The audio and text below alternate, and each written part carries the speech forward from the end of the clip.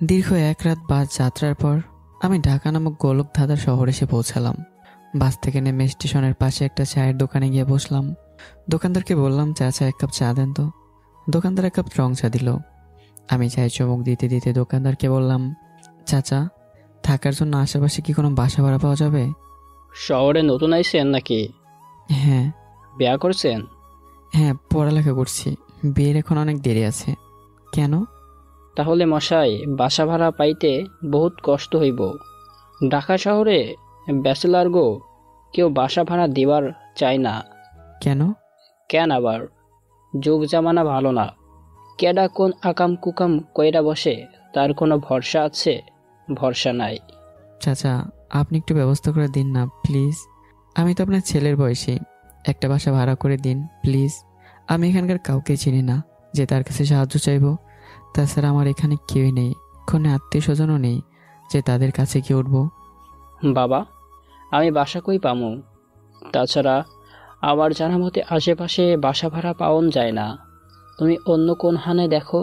কথাটা বলে দোকানদার তার কাজে মনোযোগ দিল। আমি আর কিছু বললাম না। দোকানদারকে আর বিরক্ত করতে ইচ্ছে করলো না। সত্যি কথা বলতে, এই শহরে কেউই কারো জন্য না। এখানে সবাই শুধু নিজেরটাই বোঝে। কাউকে সাহায্য করার মতো কারো সময় নেই। সবাই নিজেকে নিয়ে ব্যস্ত। অন্যদের নিয়ে কারো মাথা ব্যথা নেই। নিজে ভালো থাকলেই সব ভালো। আমি চায়ের বিল মিটিয়ে রাস্তার পাশে একটা গাছের নিচে এসে দাঁড়ালাম। চারদিকে তাকিয়ে আশেপাশের পরিবেশটা দেখতে লাগলাম।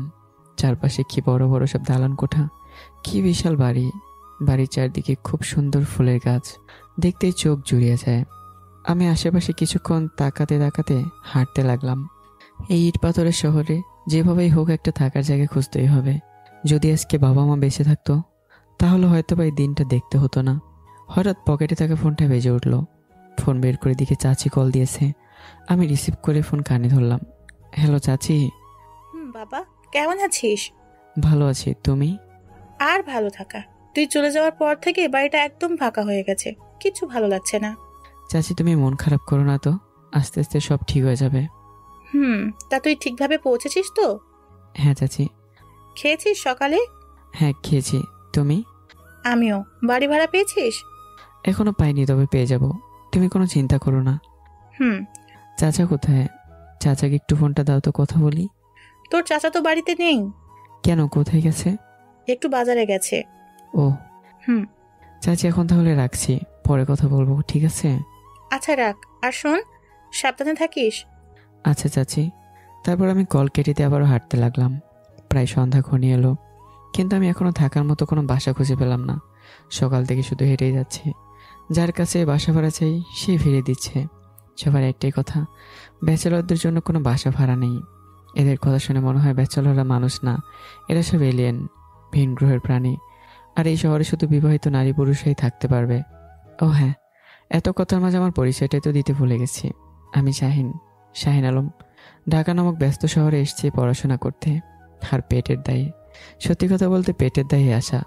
বিপদে এসে পড়ে গেছি। থাকার জন্য বাসা ভাড়ায় পাচ্ছি না। এদিকে সন্ধ্যা প্রায় ঘনিয়ে এলো। আসলে ঢাকাতে আমার কোনো আত্মীয় স্বজন কেউ নেই। থাকলে হয়তো তাদের কাছে যাওয়া যেত। তাছাড়া আমি সম্পূর্ণ একা একটা মানুষ। বাবা মা ছোটবেলায় মারা গেছেন। তারপর চাচা চাচি আমার সব দায়িত্ব কাঁধে নেন। আমি ছোটবেলা থেকে চাচা চাচির কাছে মানুষ হই। ভেবেছিলাম এইচএসসি পাশ করার পর ঢাকা শহরে এসে কোনো কাজ করব, আর পাশাপাশি লেখাপড়াটাও চালিয়ে যাব। কতদিনই আর চাচা চাচিদের মাথার উপরে বসে খাবো। তাই আমার ঢাকা শহরে আসা। অবশ্য চাচা চাচিরা আমাকে আসতে দিতে চাইছিল না। আমি জোর করে চলে এসেছি। আসার সময় চাচি আমাকে জড়িয়ে ধরে অনেক কান্নাকাটিও করছিল। আমি চাচি চোখের পানি মুছে দিয়ে চুপচাপ চলে এসেছিলাম। কারণ আমাকে পরিবারের পাশে দাঁড়াতে হবে, সংসারের হাল ধরতে হবে। যার কারণে আমি ঢাকাতে এসেছি। কিন্তু এখানে এসে কাজ তো দূরে থাক, এখন পর্যন্ত থাকার জায়গাটাও খুঁজে পেলাম না। পুরা কপাল আমার। রাতের খাবারটা হোটেল থেকে খেয়ে রাস্তার পাশে ল্যাম্পপোস্টের আলোর নিচে একটা বেঞ্চের উপর বসলাম। কি আর করা যাবে, বাসা যেতে পেলাম না, তাই আজকের রাতটা না হয় রাস্তার ধারে বসে কাটিয়ে দেব। প্রথমে ভেবেছিলাম বাসা ভাড়া না পেলে কোনো হোটেলে থাকবো, কিন্তু পকেটে বেশি টাকা নেই। তাই এখন আমার এই রাস্তার পাশে বেঞ্চটাই সম্বল। এখানে বসে পুরোটা রাত কাটাতে হবে, বাকিটা কাল সকালবেলা দেখা যাবে। সারাদিন এদিক ওদিক দৌড়াদৌড়ি করার কারণে শরীর প্রচণ্ড ব্যথা করছে। তাছাড়া গতকাল রাতে ভালোভাবে ঘুমও হয়নি, তাই ঘুমের কারণে এখন চোখ খুলে রাখতে পারছি না। ঘুমে চোখ লেগে যাচ্ছে, বারবার শুধু হাই তুলছি। আমি ঘুম ঘুম চোখে ঘড়ির দিকে তাকিয়ে দেখলাম রাত প্রায় 12টা বাজে। অনেক রাত হয়ে গেছে দেখছি। আমি আশেপাশে তাকালাম, কিন্তু তেমন কাউকে দেখতে পেলাম না। রাস্তায় তেমন কোনো গাড়িও চলাচল করছে না, পুরো রাস্তা ফাঁকা। পরিবেশটা একদম নীরব, শান্ত, কোনো কোলাহল নেই। শুধু কিছুটা দূর থেকে কুকুরের কেউ কেউ শব্দ ভেসে আসছে। আমার একটু ভয় লাগা শুরু করলো। এত রাতে একা একা বসে আছি, আশেপাশে কেউ নেই, ভয় লাগাটাই স্বাভাবিক। ভাবলাম চোখ বন্ধ করে বসে থাকি, তাহলে ভয় লাগবে না। বাকিটা আল্লাহর উপর ছেড়ে দিই, তিনি যা করবেন ভালোর জন্যই করবেন। আমি চোখ বন্ধ করে চুপচাপ বসে থাকলাম। এছাড়া আমার আর কিছুই করার নেই। এদিকে মশা বাবাজি আমার পা কামড়ে ফুলিয়ে ফেলেছে। আমি নীরবে মশার অত্যাচার সহ্য করছি, আর মনে মনে মশা 14 গোষ্ঠী উদ্ধার করছি। বেশ কিছুক্ষণ এভাবে বসে থাকার পর যখনই চোখটা একটু লেগে এসেছে, হঠাৎ অনুভব করলাম কেউ যেন আমার কাঁধে হাত রাখলো। আমি চমকে উঠলাম, সাথে সাথে চোখ মেলে তাকালাম। দেখি 40 বয়সের একজন লোক আমার সামনে দাঁড়িয়ে আছে। এত রাতে অচেনা একজন মানুষকে দেখে ভ্যাবাচ্যাকা খেয়ে গেলাম, বেশ ঘাবড়ে গেলাম। আমি কিছু বলার আগে লোকটা শান্ত গলায় বলল, কি ব্যাপার, এত রাতে রাস্তার ধারে বসে কি করো? আমি কি উত্তর দিব ভেবে পেলাম না। তবে লোকটাকে আমার একটু সন্দেহ হলো। ছিনতাইকারী নয়তো আবার? ঢাকা শহরে তো আবার এসব প্রতিভার অভাব নেই। আমি লোকটার কথায় কোনো জবাব না দিয়ে জড়সড় হয়ে বসলাম। আমার চুপ থাকা দেখে লোকটা আবার বলল, কি হলো, কথা বলছো না কেন? এত রাতে এখানে বসে কি করো? কোথাও যাবে নাকি? আমি এবারে কিছু বললাম না, বুড়োকুসকে লোকটার দিকে তাকিয়ে রইলাম। লোকটার সহজ সরল দৃষ্টি নিয়ে আমার দিকে তাকিয়ে আছে। সত্যি বলতে এবারে আমি আর চুপ থাকতে পারলাম না। লোকটার সহজ সরল চেহারা দেখে আমার মন গলে গেল। ওনার মায়া ভরা চেহারা ক্রমশই আমাকে আকৃষ্ট করতে লাগলো। আমি কিছুটা সাহস পেলাম আর বললাম, আসলে আমি ঢাকা শহরে লেখাপড়া করার জন্য এসেছি। এখানে আমার পরিচিত বলতে কেউ নেই, আর আমি এখানে তেমন কাউকে চিনিও না। ঢাকাতে সেই সকাল থেকে বাড়ি খুঁজছি, কিন্তু পাচ্ছি না। ব্যাচেলর বাড়ি কেউ বাসা ভাড়া দিতেই চাচ্ছে না, তাই এখানে বসে আছি। লোকটা কিছুক্ষণ চুপ করে থেকে বলল, তোমার নাম কি? জি, শাহিন আলম। ও, বাবা মা কি করে? আমার মা বাবা বেঁচে নেই। আমার বয়স যখন 5 বছর তখন ওনারা একটা রোড অ্যাক্সিডেন্টে মারা যান। ও সরি। না না, ঠিক আছে। তা কিসে পড়ো তুমি? এখানে কোনো একটা কলেজে অনার্স প্রথম বর্ষে ভর্তি হব। ও, খুব ভালো। তারপর লোকটা কিছু সময় আমার দিকে তাকিয়ে থাকলেন। তারপর, ঠিক আছে, আমি তাহলে এখন যাই, অনেক রাত হয়ে গেছে, বাড়ি যেতে হবে। আর বাবা, তুমি এখানে বেশিক্ষণ থেকো না। কেন? জায়গাটা ভালো না, প্রায় এখানে ছিনতাই হয়। এই তো কিছুদিন ধরেই গুন্ডা মাস্তানদের আড্ডা বসে। লোকটার কথা শুনে ভয়ে গলা শুকিয়ে গেল। আমি লোকটাকে কিছু বলতে যাব, তার আগে লোকটা হনহন করে চলে গেল। লোকটাকে বলতে পারলাম না আশেপাশে থাকার জন্য কোনো বাসা ভাড়া পাওয়া যাবে কি না। লোকটা চলে যাওয়ার পর ব্রেঞ্চে হেলান দিয়ে বোকার মতো করে এখানে বসে থাকলাম। এছাড়া কী বা করার আছে আমার? কোথায় যাব আমি? এই ইট পাথরের শহরে কারো মন বলতে কিছুই নেই। ঢাকাতে আসার সময় সবাই বলেছিল এখানে ভালো মানুষ খুঁজে পাওয়া খুবই মুশকিল। সবাই আসতে বারণ করেছিল, কিন্তু আমি কারো কথা শুনিনি। সবার মতের বিরুদ্ধে গিয়ে গ্রাম থেকে ঢাকা চলে আসি। আসলে আমি চাচা চাচিদের উপর আর বোঝা হয়ে থাকতে চাচ্ছিলাম না। ঢাকাতে এসে কাজ আর লেখাপড়া করতে চেয়েছিলাম, কিন্তু আফসোস এখন পর্যন্ত কোনোটাই হলো না। বেঞ্চের উপর চুপ করে বসে সামনের দিকে তাকিয়েছি। হঠাৎ দেখলাম সেই লোকটা আমার দিকে আবারও আসছে। আমি অবাক হলাম, কিছুটা খটকাও লাগলো। লোকটা আবার এদিকে কেনই বাসছে? এই লোকটা ছিনতাইকারী নয়তো আবার? কথাটা ভেবে আমি ভয়ে একদম জমে গেলাম। কি করব ভেবে পেলাম না, শুধু এক দৃষ্টিতে সামনের দিকে তাকিয়ে থাকলাম। অচেনা অচেনা সেই লোকটা আমার সামনে এসে দাঁড়ালো। কিছুক্ষণ আমার দিকে তাকিয়ে থেকে আমার পাশে এসে বসলো। আমি লোকটা থেকে একটু দূরে সরে বসলাম। আমার প্রচণ্ড ভয় হতে লাগলো। ভয়ে একেবারে কুঁচকে গেলাম। আমার হাত পা শরীর রীতিমতো কাঁপাকাঁপি শুরু করে দিছে। শরীর হালকা ঘামতে শুরু করেছে। খুব ভয় হচ্ছে, লোকটা আবার কিছু করবে না তো? আমি আমার ব্যাগ দুটো হাত দিয়ে শক্ত করে চেপে ধরলাম, যাতে লোকটা নিয়ে না পালাতে পারে। আমি আর অচেনা লোকটা দুজনেই চুপ করে বেঞ্চের উপর বসে আছি, কেউ কোনো কথা বলছি না। কিছু সময় এভাবে চুপ থাকার পর আমি আর চোখে লোকটার দিকে তাকালাম। লোকটা আমার দিকে তাকিয়ে আছে। আমার তাকানো দেখে লোকটা মুচকে আসলো, তারপর নরম গলায় বলল, ভয় পেয়েছো? লোকটার কথা শুনে ভ্যাবাচ্যাকা খেয়ে গেলাম। উত্তরে কি বলা উচিত ভেবেই পেলাম না। আমি যে সত্যি সত্যি ভয় পেয়েছি সেটা কি লোকটাকে বলে দেব? না থাক, বলার দরকার নেই, তাহলে লোকটা আরও পেয়ে বসবে। আমি কোনো উত্তর না দিয়ে চুপ করে বসে থাকলাম।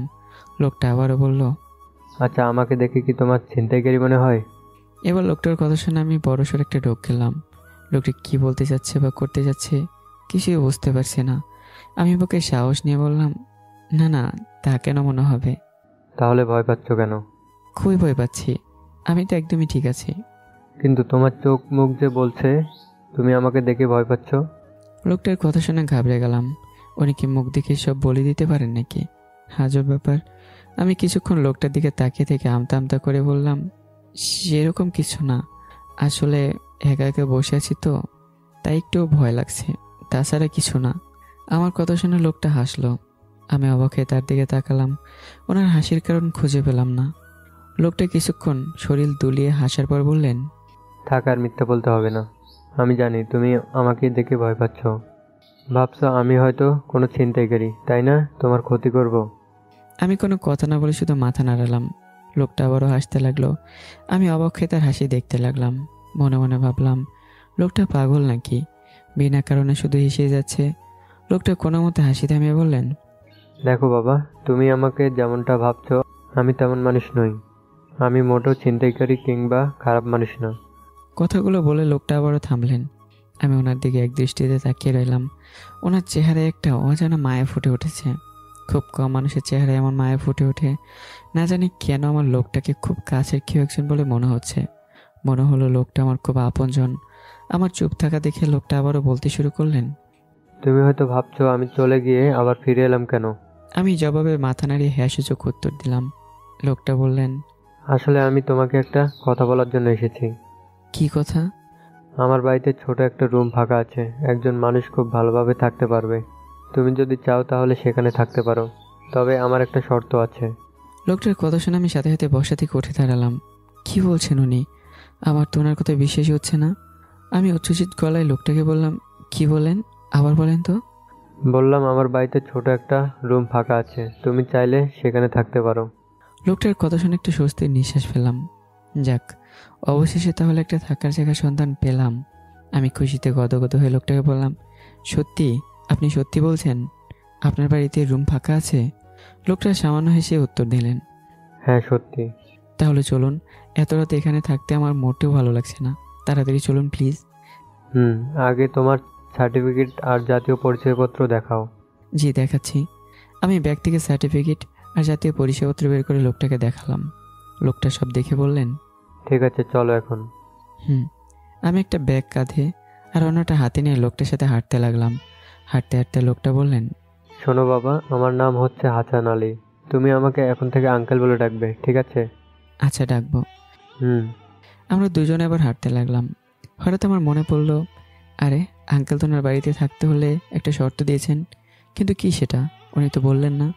আমি হাঁটতে হাঁটতে আঙ্কেলের দিকে তাকিয়ে বললাম, আঙ্কেল একটু আগে আপনি বললেন আপনার বাড়িতে থাকতে হলে একটা শর্ত আছে, কিন্তু শর্তটা কি সেটা তো বললেন না। আমার কথা শুনে আঙ্কেল হাঁটা থামিয়ে দাঁড়িয়ে গেলেন। আমি হাঁটা থামিয়ে দাঁড়ালাম। আঙ্কেল আমার দিকে তাকিয়ে হাসি মুখে বললেন, তেমন কোনো কঠিন সত্য না বাবা, সহজেই। তোমাকে আমার মেয়েকে পড়াতে হবে। আঙ্কেলের কথা শুনে অবাক হয়ে গেলাম। ওনার মেয়েকে পড়াতে হবে মানে? আমি সংশয় নিয়ে আঙ্কেলকে বললাম, আপনার মেয়েকে পড়াতে হবে মানে? ঠিক বুঝলাম না আঙ্কেল। না বোঝার কি আছে, আমি বলছি আমার মেয়েকে তোমার পড়াতে হবে, মানে হলো আমার বাড়িতে থাকবে আর আমার মেয়েকে পড়াবে। আমি আঙ্কেলের কথা শুনে অবাক গলায় বললাম, এটা কেমন শর্ত আঙ্কেল? আমি আপনার বাড়িতে টাকা দিয়ে ভাড়া থাকবো, তাহলে আপনার মেয়েকে পড়াতে হবে কেন? ও, তাহলে তুমি আমার মেয়েকে পড়াবে না? অবশ্যই না, আমি আপনার বাড়িতে ভাড়া থাকবো, কোনো লজিং মাস্টার না যে আপনার মেয়েকে পড়াবো। ঠিক আছে, তাহলে আমিও বাসা ভাড়া দেব না। যাও অন্য কোথাও বাড়ি খোঁজে নাও। আঙ্কেলের কথা শুনে আমার চোখ বড় বড় হয়ে গেল। আমি খানিকটা উৎকট গলায় বললাম, এটা তো অন্যায় আঙ্কেল, আপনি আমার সাথে চিটিং করছেন। বিপদে পড়েছি বলে আপনি আমার অসহায়ত্বের ফায়দা তুলছেন। আমার কথা শুনে আঙ্কেল জোরে জোরে হাসতে লাগলো। তো কি হয়েছে, তুমি আমার সত্যে রাজি কিনা সেটা বলো, নয়তো এখান থেকে ফুটো। আঙ্কেলের কথা শুনে আমি মাথা চুলকাতে লাগলাম। ভাবতে লাগলাম এখন কি করব। আমি তো ঢাকা শহরে কাজের জন্য এসেছি। এখন যদি কাজ করা বাদ দিয়ে আঙ্কেলের মেয়েকে পড়াই, তাহলে কাজ করব কখন? টাকা পাবো কই? হাত খরচ পাবো কোথায়? আমার নিজস্ব তো একটা খরচ আছে, আবার বাসা ভাড়া দিতে হবে, সেটা কোথায় পাবো? তাছাড়া আমার নিজেরই তো পড়াশোনা আছে, আমি সেসব ছেড়ে আঙ্কেলের মেয়েকে পড়াবো? উফ, কী যে করি আমি জাস্ট ভাবতে পারছি না।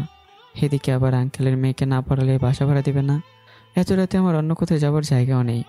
তাছাড়া আগামীতে যে বাসা ভাড়া পাবো তারও কোনো গ্যারান্টি নেই। এমনিতেই ব্যাচেলর দেখে বাসা ভাড়া দিতেই চায় না। এখন আমি কিছু করে বুঝে উঠতে পারছি না। আর কিছুক্ষণ ভাবার পর সিদ্ধান্ত নিলাম আঙ্কেলের মেয়েকে পড়াবো।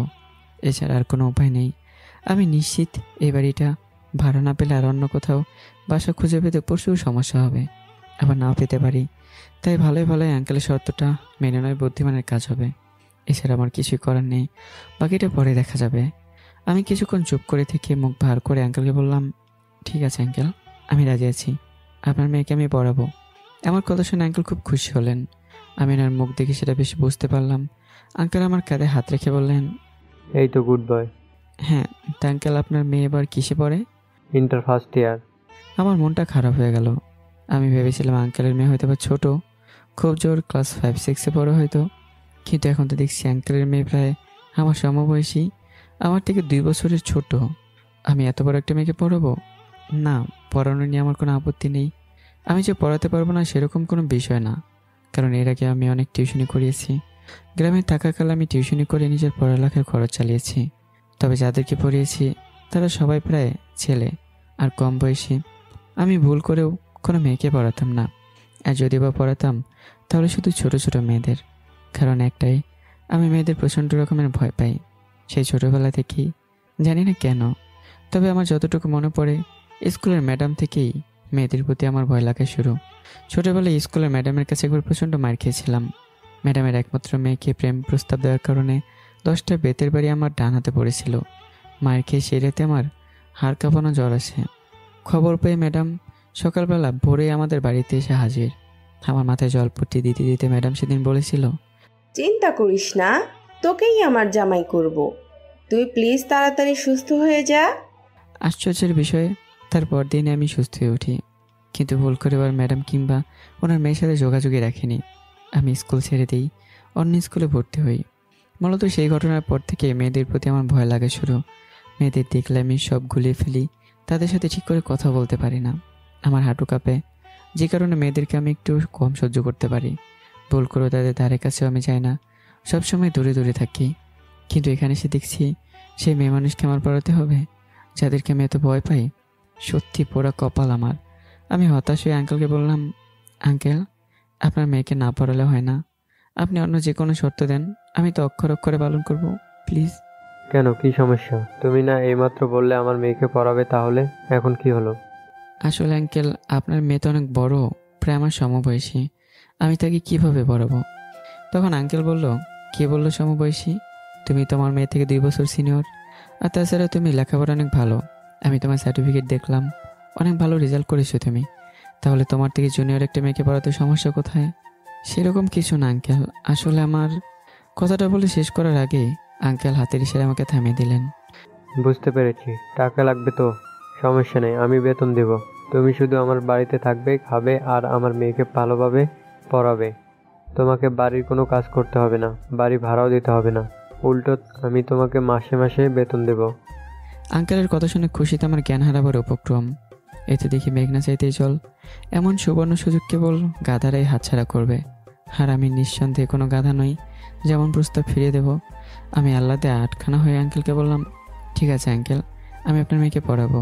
আর শুধু পড়াবো না, একেবারে নিজের মেয়ে মনে করে, নিজের বোন মনে করে পড়াবো, একদম ভালোভাবে। আমার এসব কথা শুনে আঙ্কেল শান্ত গলায় বললেন, তোমার কথা শুনে বড় খুশি হলাম বাবা। এখন চলো, যাওয়া যাক, এমনিতেই অনেক রাত হয়ে গেছে। চলেন। আমি আর আঙ্কেল আবারও হাঁটা শুরু করলাম।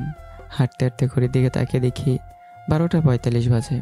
হঠাৎ আমার মাথায় একটা প্রশ্ন উদয় হলো, আচ্ছা আঙ্কেল ওনার মেয়েকে পড়ানোর জন্য আমাকে এত জোর জবরদস্তি করছে কেন? এত তেল দিচ্ছি কেন? বাড়িতে ফ্রি থাকতে দেবে, ফ্রি খেতে দেবে, আবার মাস শেষে বেতনও দেবে। আমার কাজ শুধু পড়ানো, ব্যাস এতটুকুই? এত সুযোগ সুবিধা আমার জন্য? ব্যাপার স্যাপার দেখে মনে হচ্ছে আমি কোনো ভিআইপি টিচার। না, নিশ্চয়ই কোনো গণ্ডগোল আছে, অনেক বড় সড়ো গণ্ডগোল। আর আঙ্কেলকে দেখে তো বেশ বিদ্যমানই মনে হচ্ছে, টাকা পয়সার তো মনে হয় কোনো অভাব নেই। তাহলে ওনার মেয়ের জন্য আমার মতো টিচার কেন? উনি তো ইচ্ছে করলে অনেক বড় টিচারও রাখতে পারেন, যারা আমার চেয়ে 1000 গুণে ভালো। আবার আঙ্কেল বললেন আমার রেজাল্ট নাকি খুব ভালো। সত্যি বলতে আমার রেজাল্ট অতটাও ভালো না, জাস্ট চলার মতো।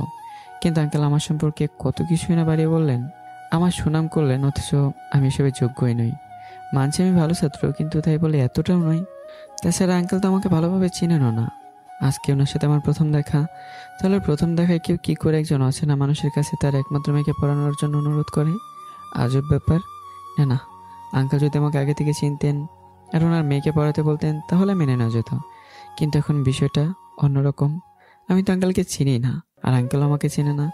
আগে কখন আমাদের দেখা হয়নি, তাহলে কেন নিয়ে আমার উপর এত জোর খাটাচ্ছে? না, আর ভাবতে পারছি না। মাথার ভিতর প্রশ্নগুলো সব গিজ গিজ করছে। এসব প্রশ্নের উত্তর না পেলে মাথা ঠান্ডা হবে না। আমি হঠাৎ আঙ্কেলের দিকে তাকিয়ে স্বাভাবিক গলায় বললাম, আচ্ছা আঙ্কেল, আপনি আপনার মেয়েকে পড়ানোর জন্য আমাকে কেন বলছেন? ঢাকা শহরেতে আমার চেয়ে অনেক ভালো ভালো টিচার আছে যারা আপনার মেয়েকে অনেক ভালো পড়াতে পারবে। তাহলে আপনি তাদের কাছে গেলেন না কেন? আরে বাবা, বললাম তো তুমি অনেক ভালো ছাত্র। তোমার রেজাল্ট মাশাল্লাহ অনেক ভালো। ছেলে হিসেবেও তুমি খারাপ না, অনেক ভালো। তাই তোমাকে আমার মেয়েকে পড়াতে বলছি, যাতে তোমার কাছে পড়ে আমার মেয়েটাও ভালো রেজাল্ট করতে পারে। আপনার সাথে তো আজকে আমার প্রথম দেখা, তাহলে বুঝলেন কি করে আমি ভালো ছেলে? আমি খারাপও তো হতে পারি, তাই না? হতে পারো, তবে আমার মনে হয় না তুমি খারাপ। কেন? আমি মানুষের মুখ দেখে তার চরিত্র সম্পর্কে কিছুটা আন্দাজ করতে পারি, তাই তোমাকে দেখে মনে হয় না তুমি খারাপ। আঙ্কেলের এসব আজগুবি কথা আমার মোটেও বিশ্বাস হলো না। আমি ওনার দিকে তাকালাম। ওনার মুখে সেই সহজ সরল ভাবটা আর নেই, কেমন যেন পাল্টে গেছে। আমি জানি আঙ্কেল মিথ্যা বলছেন, কিন্তু কেন? আমাকে জানতেই হবে। মিথ্যা এখনও বলছেন আঙ্কেল? আমাকে কি আপনার বোকা মনে হয়? সত্যি করে বলুন, আমার মতো অপরিচিত একটা ছেলেকে দিয়ে আপনার মেয়েকে কেন পড়াতে চাচ্ছেন? আর আপনি যদি না বলেন তাহলে আমি কিন্তু চলে যাব। আপনার বাড়িতে থাকার আমার দরকার নেই। আমার কথা শুনে আঙ্কেল কিছু বললেন না, চুপ করে দাঁড়িয়ে রইলেন। আমি এর কোনো কথা না পারিয়ে উল্টো দিকে করে চলে আসতে লাগলাম। হঠাৎ আঙ্কেল আমার হাত টেনে ধরলো আর করুণ সুরে বলল, যেও না বাবা, আমি বলছি। তারপর আঙ্কেল যা বললো তা শুনে তো আমার মাথা চক্কর দিল, ভয়ে গলা শুকিয়ে গেল। আসলে বাবা, আমার মেয়েটা খুবই দুষ্ট, পড়ালেখা একদম করতে চায় না। সারাদিন শুধু ওর সাথে শয়তানি দুষ্টুমি মারামারি করে বেড়ায়, বই হাতেই নেই না। ওকে পড়ানোর জন্য যতগুলো টিচার রেখেছিলাম সবাই একে একে চলে গেছে। যাবার আগে বলে গেছে, আপনার এমন বুদ্ধিমতী মেয়েকে আমার দ্বারা পড়ানো সম্ভব না। আমি জানি এসবের পিছনে আমার মেয়ের হাত আছে। আমার মেয়ে কিছু একটা করে সব টিচারদের চলে যেতে বাধ্য করেছে। আঙ্কেলের এসব কথা শুনে আমি একদম হা হয়ে গেলাম। মুখ দিয়ে কোনো কথাই বের হলো না, শুধু নির্বাক দৃষ্টিতে আঙ্কেলের দিকে তাকিয়ে রইলাম। আঙ্কেল আমার দিকে তাকিয়ে একটা দীর্ঘশ্বাস ছাড়লেন, তারপর বললেন, একমাত্র মেয়ে বলে ওকে কিছু বলতেও পারি না। কিছু বললেও গাল ফুলিয়ে বসে থাকবে, কারোর সাথে কথা বলবে না। কি করবো বলো? বেশি আদর দিয়ে দিয়ে একবারে মাথায় তুলে ফেলেছি। আমার একটা কথাও শোনে না। তবে একটা কথা কি জানো বাবা, আমার মেয়েটা দুষ্ট হলেও ও কিন্তু খুব ভালো। ওর মনে কোনো প্যাঁচ নেই, যা বলার সরাসরি বলে দেয়। নিজের মেয়ে বলে বলছি না, আমার মেয়েটা আসলে খুব ভালো, শুধু একটু দুষ্টু। কথাগুলো বলে আঙ্কেল একটু থামলো। কিছুক্ষণ থেমে আঙ্কেল আবারও বলা শুরু করলো, দেখো বাবা, আমি তোমার ভালোর জন্যই আমার মেয়েকে পড়াতে বলছি। তুমি শহরে নতুন এসেছো, এখানে কাউকে চেনো না, আবার থাকার জন্য বাড়িও খুঁজে পাওনি। তাই ভাবলাম তোমাকে আমার বাড়িতে নিয়ে যাই। তুমি আমার বাড়িতে থাকবে আর তার পাশাপাশি আমার মেয়েকে পড়াবে।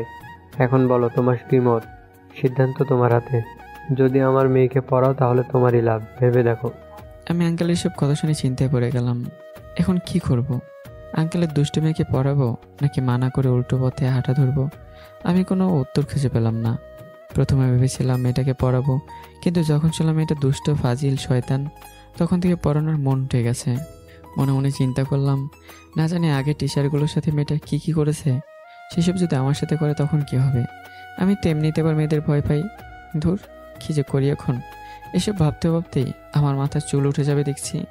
আবার ভাবলাম, আমি যদি মেয়েটাকে না পড়াই তাহলে আঙ্কেল তো আমাকে বাসা ভাড়া দিবে না, তখন থাকবো কোথায়? শেষ পর্যন্ত সিদ্ধান্ত নিলাম মেয়েটাকে পড়াবো, পরে যা হবার হবে। কিন্তু তারপরও মনের ভিতর কেউ ডাকতে লাগলো। এক অজানা ভয় মনের ভিতর কাজ করতে লাগলো। কেন জানি মনে হলো খুব শীঘ্রই আমার সাথে খুব খারাপ কিছু হতে চলেছে। আমি এসব ভেবেই মাথা চুলকাতে চুলকাতে আঙ্কেলের দিকে তাকালাম। আঙ্কেল আমার দিকে তাকিয়ে আছে, ওনার চোখে মুখে ক্লান্তি আর হতাশার ছাপ। আমি আঙ্কেল কিছু বলতে যাব, তার আগে উনি বললেন, কি সিদ্ধান্ত নিলে? আমি কিছু বললাম না, আবারও মাথা চুলকাতে থাকলাম। আঙ্কেল আমার দিকে তাকিয়ে বললেন, আমার বাড়িতে যাবে কি না বলো? না মানে ভাবছি। এখানে এত ভাবার কি আছে? না মানে আপনি বললেন না আপনার মেয়ে খুব দুষ্ট, এর আগে যতগুলো টিচার পড়াতে এসেছিল সবগুলোকে সে তাড়িয়ে দিয়েছে। হ্যাঁ হয়তো। তাহলে আমাকে যে তাড়িয়ে দেবে না তার কি গ্যারান্টি আছে? আরে গ্যারান্টি আমি তোমাকে দিচ্ছি, এসব নিয়ে তোমাকে ভাবতে হবে না। তুমি শুধু বলো আমার মেয়েকে পড়াবে কিনা। ঠিক আছে, আমি আপনার মেয়েকে পড়াবো। আমি জানতাম তুমি রাজি হবে। তবে কয়েকটা কথা ছিল। আবার কি? মানে আমার বেতনটা। আমার কথা শুনে আঙ্কেল সামান্য হাসলেন। বেতনের চিন্তা করতে হবে না, ওটা সময় মতো পেয়ে যাবে। তাছাড়া আমি জানি তুমি ঢাকাতে কাজের জন্য এসেছো, তোমার টাকার দরকার। তুমি কোনো চিন্তা করো না, আমি তোমাকে টাকা দেব এবং আমার মেয়েকে ভালো করে পড়াতে হবে। আমি আমার যথাসাধ্য চেষ্টা করব। এখন চলো। ঠিক আছে, চলেন। আমি আর আঙ্কেল ওনার বাড়ির দিকে রওনা দিলাম। প্রায় 20 মিনিট হাঁটার পর একটা বিশাল বাড়ির সামনে এসে পৌঁছালাম। আঙ্কেল আমার কাঁধে হাত দিয়ে বললেন, এটাই হলো আমার বাড়ি। আমি বাড়িটার দিকে তাকালাম। কি সুন্দর বাড়ি! রাতের বেলাতেও পুরো বাড়িটা চকচক করছে। চোখ জুড়িয়ে গেল আমার। আমি আঙ্কেলের দিকে চেয়ে বললাম, খুব সুন্দর। চলো ভিতরে চলো। জি। আঙ্কেল গেট খুলে আমাকে বাড়ির ভিতরে নিয়ে গেল। তারপর দরজার সামনে গিয়ে কলিং বেল বাজালো। মিনিট দুয়েক পর একজন মহিলা এসে দরজা খুললো। বুঝতে বাকি রইল না এটা আঙ্কেলের স্ত্রী, মানে আমার আন্টি। আন্টি দরজা খুলেই হুঙ্কার দিয়ে বললেন, এখন বাড়ি ফেরার সময় হলো তোমার? রাত্রি কটা বাজে সে হুঁশ আছে তোমার? আন্টির এমন ভয়াবহ রূপ দেখে আঙ্কেল ভয়ে কাচুমাচু হয়ে গেল। আমি কিছুটা ভয় পেলাম। আঙ্কেলের চুপ থাকা দেখে আন্টি আবার বললেন, কি হলো, কথা বলছো না কেন? এত রাত অবধি কোথায় ছিলে? একটা জরুরি কাজে আটকা পড়ে গেছিলাম, তাই দেরি হয়ে গেল। তাহলে তোমার জরুরি কাজ ফেলে বাড়ি আসলে কেন? সারা রাত কাজই করতে। আরে তুমি এই সামান্য বিষয় নিয়ে এত রেগে যাচ্ছ কেন? কি এটা সামান্য বিষয়? আরে রাত্রির 1টা বাজে আর তুমি এখন বাড়ি ফিরলে, আবার এসে বলছো এটা তোমার কাছে সামান্য বিষয়? বলি, কোন হাতি মারা কাজ করলে যে বাড়ি ফিরতে এত রাত হলো? আঙ্কেল আন্টি জবাবে কিছুই বললো না, চুপ করে দাঁড়িয়ে থাকলো। আন্টি আর কিছু বলতে যাবে, হঠাৎ না চোখ পড়লো আমার দিকে। আমি যে এতক্ষণ ধরে দাঁড়িয়ে আছি আন্টি সেটা খেয়ালই করেনি। আন্টি কিছুক্ষণ ব্রুকুসকে এক দৃষ্টিতে আমার দিকে তাকিয়ে থাকলো। তারপর আঙ্কেলকে বললেন, এই ছেলেটাকে, একে তো ঠিক চিনলাম না। আঙ্কেল আবার হাসি মুখে বললেন, ওর নাম হলো শাহিন, ঢাকা শহরে নতুন এসেছে। এখন ওর কেউ নেই, বাসা ভাড়া পাচ্ছিল না, তাই আমাদের বাড়িতে নিয়ে এলাম। এখন থেকে শাহিন আমাদের বাড়িতেই থাকবে আর আমাদের মেয়েকে পড়াবে। আঙ্কেলের কথা শুনে আন্টি এবার আমার দিকে তাকালো, সাথে মিষ্টি একটা হাসি দিলেন। তারপর আঙ্কেলকে বললেন, তুমি আমাকে আগে বলবে না? এসো বাবা, ভিতরে এসো। জি আন্টি। আমি আর আঙ্কেল ঘরের ভিতরে প্রবেশ করলাম। আন্টি আমাকে সোফায় বসতে দিলেন। তারপর আঙ্কেল আর আন্টি অন্য ঘরে চলে গেলেন। আমি চুপচাপ সোফার উপর বসে থাকলাম। কিছুক্ষণ পর আন্টি এসে বললেন, তোমার ব্যাগপত্র নিয়ে আমার সাথে এসো বাবা। আমি কোনো কথা না বলে আন্টির সাথে যেতে লাগলাম। আন্টি আমাকে দোতলায় কোণের একটা রুমে নিয়ে গেল। আমি রুমটা ভালো করে দেখতে লাগলাম। যা ধারণা করছিলাম তার চেয়ে রুমটা অনেক বড়, তবে একটু অগোছালো। আন্টি সামান্য হেসে আমাকে বললেন, বাবা শাহিন, এটা তোমার রুম, আজ থেকে তুমি এখানে থাকবে। ঠিক আছে আন্টি। এখন যাও, ওয়াশরুম থেকে ফ্রেশ হয়ে আসো। ততক্ষণে আমি রুমটা একটু পরিষ্কার করি।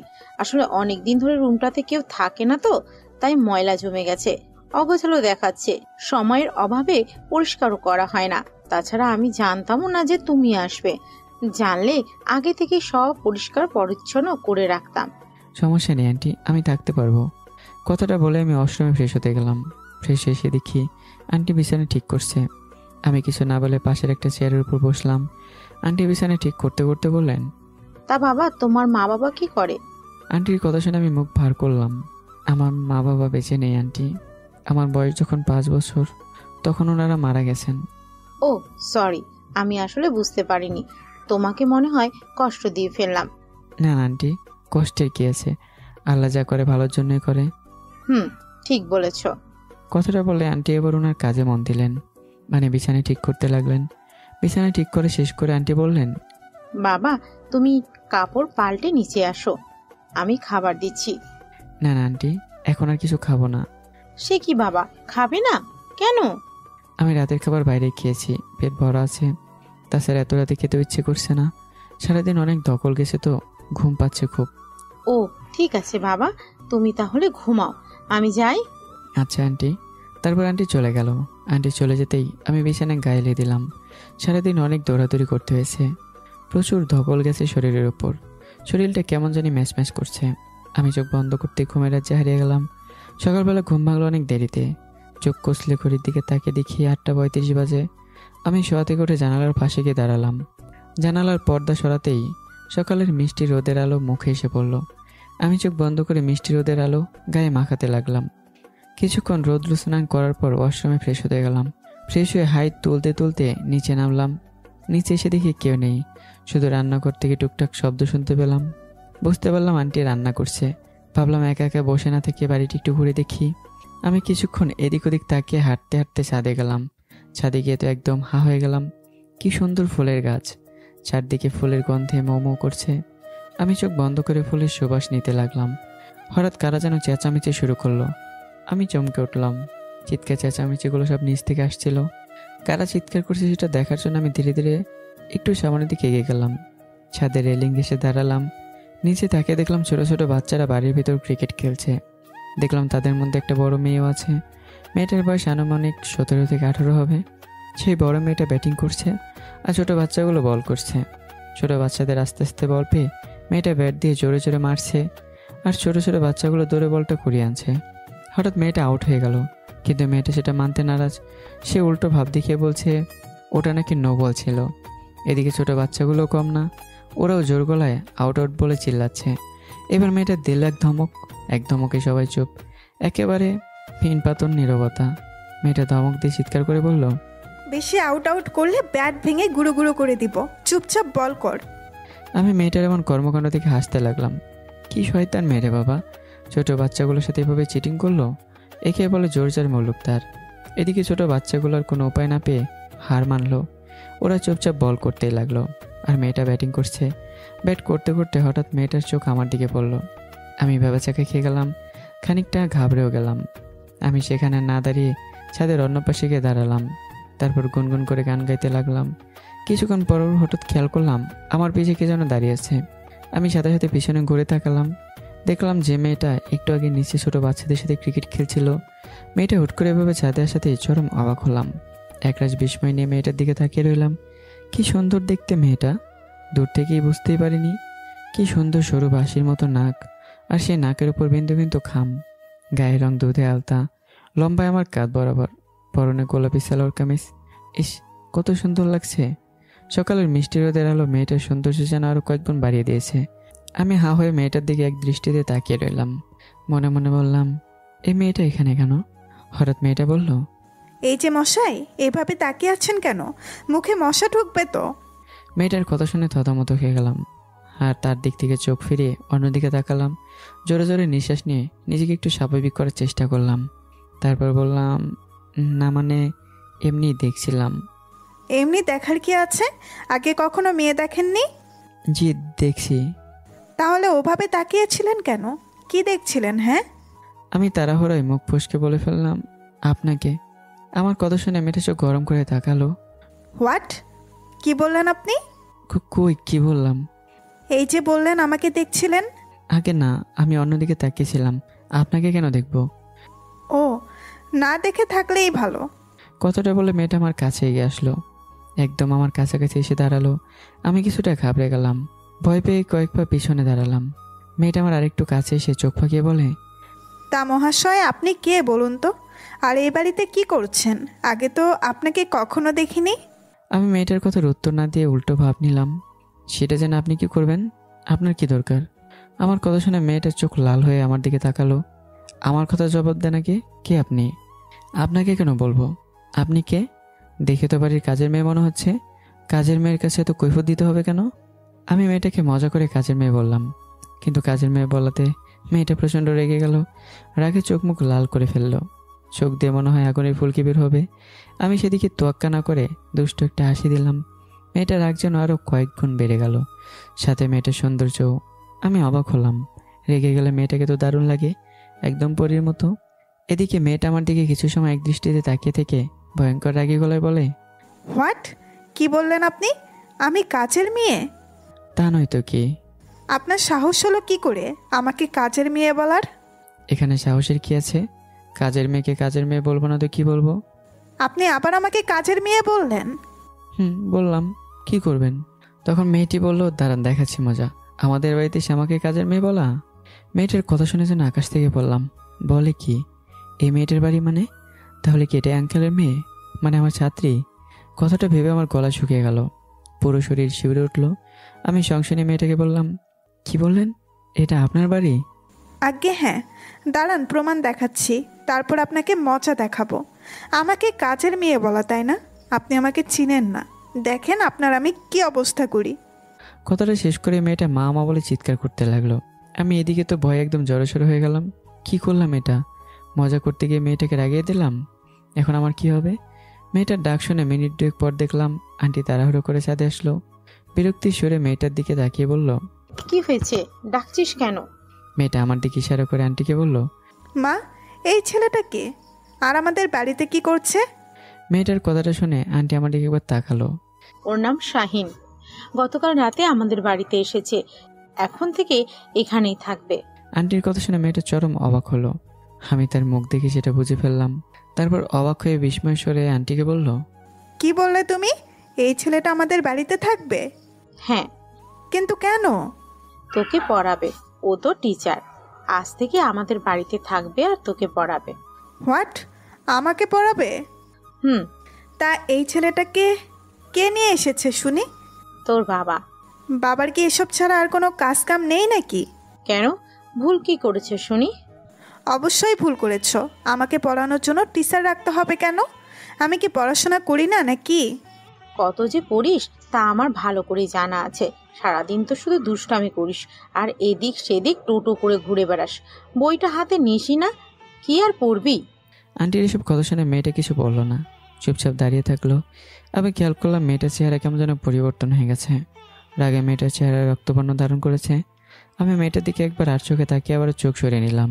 আন্টি কিছু সময় চুপ থেকে আবারও বলতে শুরু করলেন, শোন, আগে যা করেছিস ভুলে যা। এবার যদি তোর বিরুদ্ধে কোনো রকম নালিশ আসে না, তাহলে কিন্তু আমার থেকে খারাপ আর কেউ হবে না বলে রাখলাম। তাই এসব দুষ্টুমি ছেড়ে দিয়ে ভালো মেয়ে হয়ে যা। আন্টির কথায় মেয়েটা এবারও কোনো প্রত্যুত্তর দিল না, চুপ করে দাঁড়িয়ে রইল। আমি আন্টিকে কিছু বলতে যাব, তার আগে মেয়েটা আমার দিকে ভয়ঙ্কর রাগি লোক নিয়ে তাকালো। আমি তো ভয় পেয়ে গেলাম। আন্টিকে আর কিছু বলতেই পারলাম না, মুখ দিয়ে কোনো কথাই বেরই হলো না। মেয়েটা এখন আমার দিকে এক দৃষ্টিতে তাকিয়ে আছে, হয়তো চোখের ভাষায় বলছে আমাকে সে পরে দেখে নেবে। আমি মেয়েটার চোখে চোখ সরিয়ে নিলাম। মেয়েটা আরও কিছুক্ষণ আমার দিকে তাকিয়ে থেকে হনন করে চলেই গেল। মেয়েটা চলে যেতে আন্টি আমার সামনে এসে দাঁড়ালো। কি হয়েছে বাবা? আমার মেয়েকে দেখে মনে হলো ও তোমার উপর খুব রেগে আছে, কিছু হয়েছে নাকি? কিছু না আন্টি, আমরা এমনি কথা বলছিলাম। ও ভালো। হ্যাঁ আন্টি, একটা কথা বলবো? হ্যাঁ বলো, অনুমতি নেওয়ার কি আছে? ওরা কি আপনার মেয়ে? কেন? কিছু না, আমি চিনতে পারিনি তো তাই বললাম। ও, ওটাই আমার মেয়ে, আর ওকেই তোমার পড়াতে হবে। ও এখন তাহলে নিচে চলো বাবা, অনেক বেলা হয়ে গেছে, আমি খাবার দিচ্ছি, তোমার আঙ্কেল তোমার জন্য অপেক্ষা করছে। জি আন্টি চলেন। তারপর আমি আর আন্টি নিচে আসলাম। আন্টি রান্না করে চলে গেল। আমি খাবার টেবিলের কাছে গেলাম। খাবার টেবিলের কাছে গিয়ে দেখি আঙ্কেল আর ওনার মেয়ে বসে আছে। আমাকে দেখে আঙ্কেল বললেন, এইসব বাবা, বসো এখানে। জি। আমি আঙ্কেলের পাশে গিয়ে বসলাম। আঙ্কেল আর আমি পাশাপাশি বসেছি, আর মেয়েটা আমার সামনে। আমি চেয়ার টেনে আঙ্কেলের পাশে বসতেই মেয়েটা আমার দিকে কেমন করে যেন তাকালো। আমি সেদিকে খুব একটা পাত্তা দিলাম না, চুপ করে বসে থাকলাম। একটু পর খেয়াল করলাম মেয়েটা বসে মাথা নিচু করে কি যেন বিড়বিড় করছে। আমি ঠিক বুঝতে পারলাম না সে কি বলছে, আর বোঝার চেষ্টাও করলাম না। একটু পর আন্টি খাবার নিয়ে আসলেন, তারপর আমাদের খাবার বেড়ে দিলেন। আমরা খাওয়া শুরু করলাম। খেতে খেতে আঙ্কেল বললেন, মা রিমি, তোকে একটা কথা বলার ছিল। হ্যাঁ বলো। আঙ্কেল আমাকে দেখিয়ে বললেন, এ হলো শাহিন, তোর টিচার। আজ থেকে তোকে। আঙ্কেলের কথা শেষ হওয়ার আগে মেয়েটা হাতের ইশারায় আঙ্কেলকে থামিয়ে দিল। থাক, আর বলতে হবে না, আমি জানি। জানিস? কে বললো? মা। ও ভালো।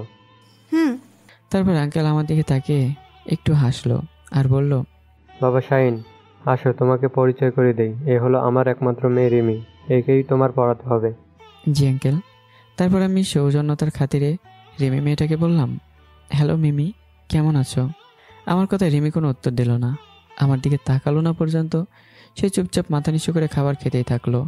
আমি আর কিছু বললাম না, চুপচাপ খাবার খেতে থাকলাম। আঙ্কেল কিছু সময় চুপ থেকে রিমিকে বললেন, রিমি, এবার যদি তুই তোর স্যারের সাথে কোনো বেয়াদবি বা তাকে তাড়ানোর চেষ্টা করিস, তাহলে পরিণাম খুব খারাপ হবে। মনে রাখিস, আমি জানি এর আগে স্যারদের তুই তাড়িয়ে দিয়েছিস, এবার আর সেই ভুলটা করিস না, তাহলে তোকেও বাড়ি থেকে তাড়িয়ে দেবো। আঙ্কেলের কথা শুনে রিমি মুখে কিছু বলল না, কিন্তু মনে মনে রাগে একদম ফেটে গেল।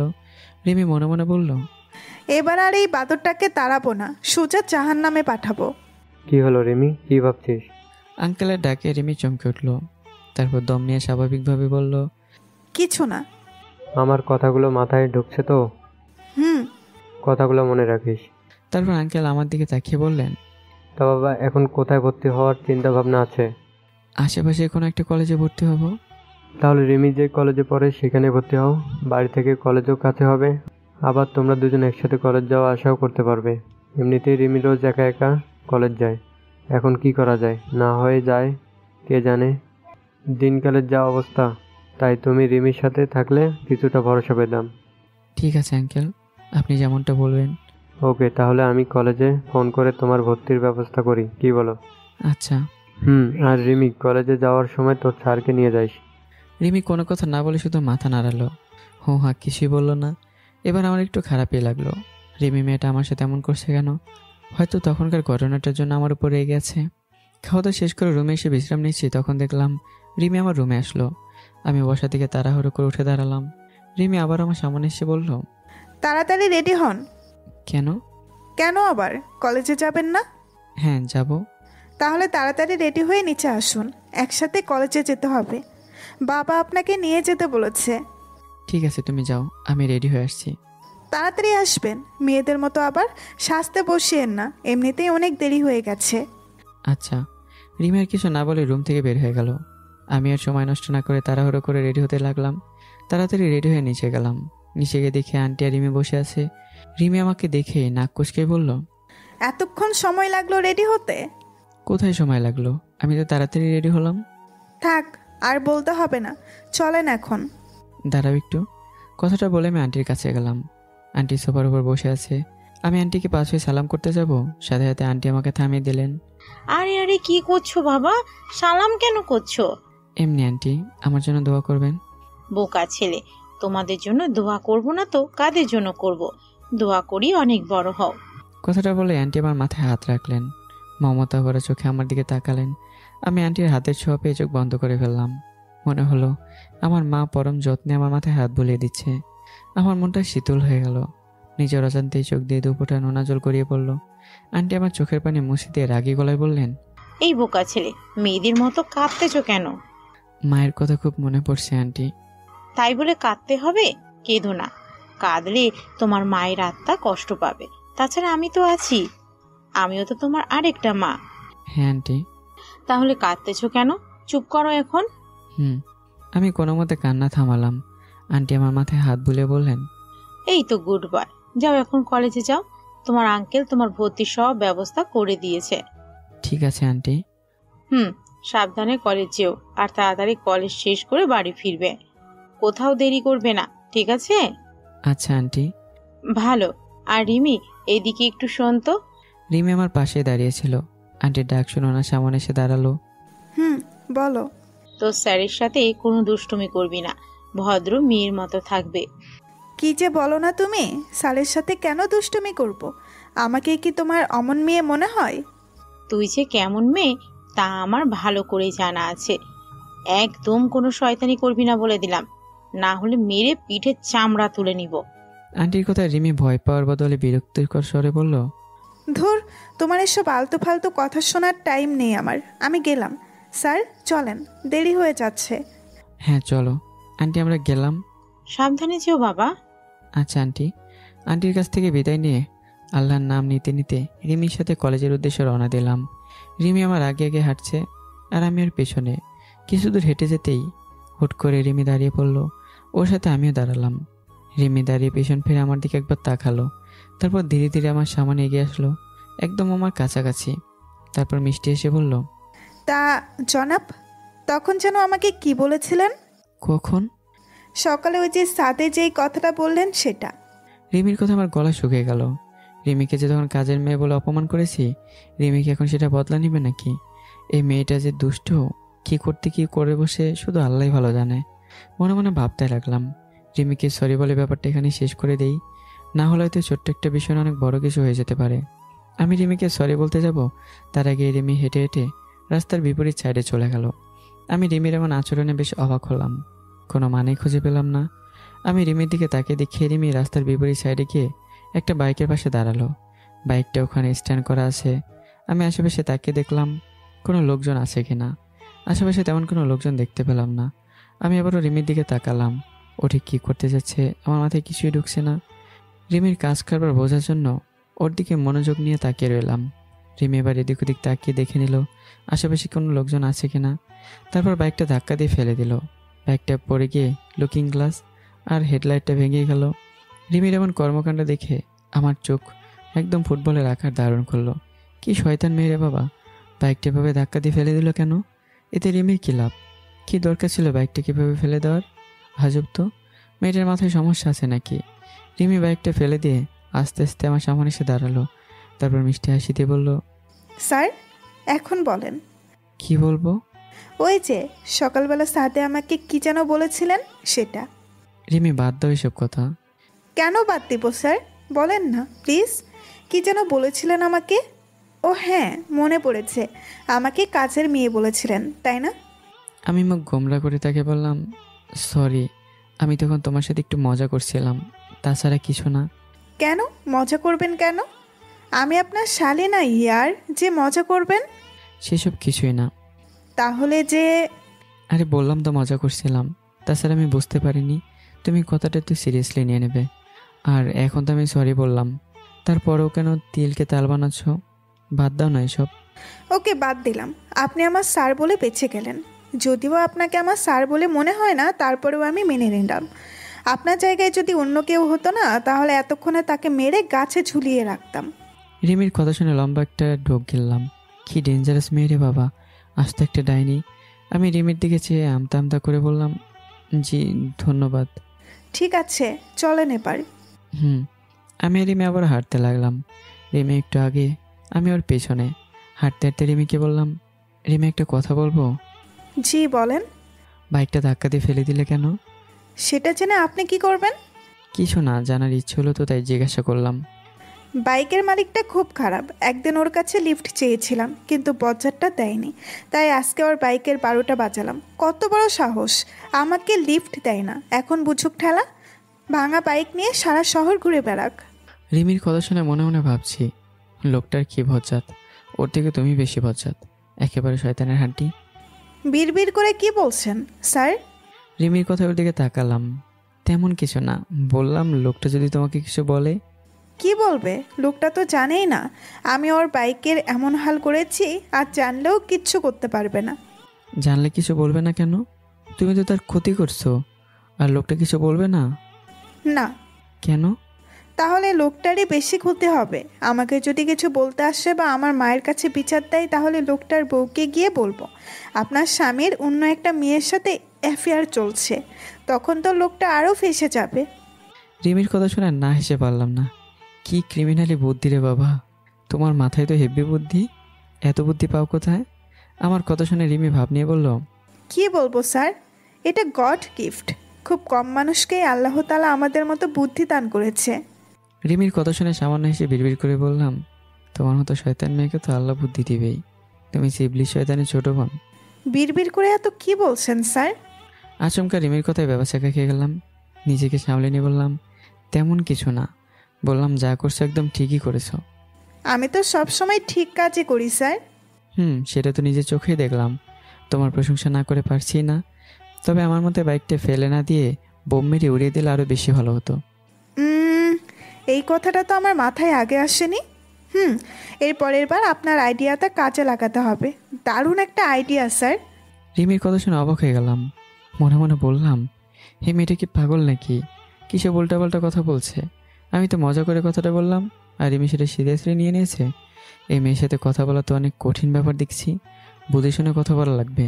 আর রিমি মেয়েটার সাথে কথা বাড়ালাম না। ওর সাথে বেশি কথা বললে আমি পাগল হয়ে যাব। রিমিকে ছোট করে বললাম, চলো এখন দেরি হয়ে যাচ্ছে। চলেন। একটু পর আমরা একটা কলেজের সামনে এসে পৌঁছালাম। রিমি বলল, স্যার এটাই আমাদের কলেজ।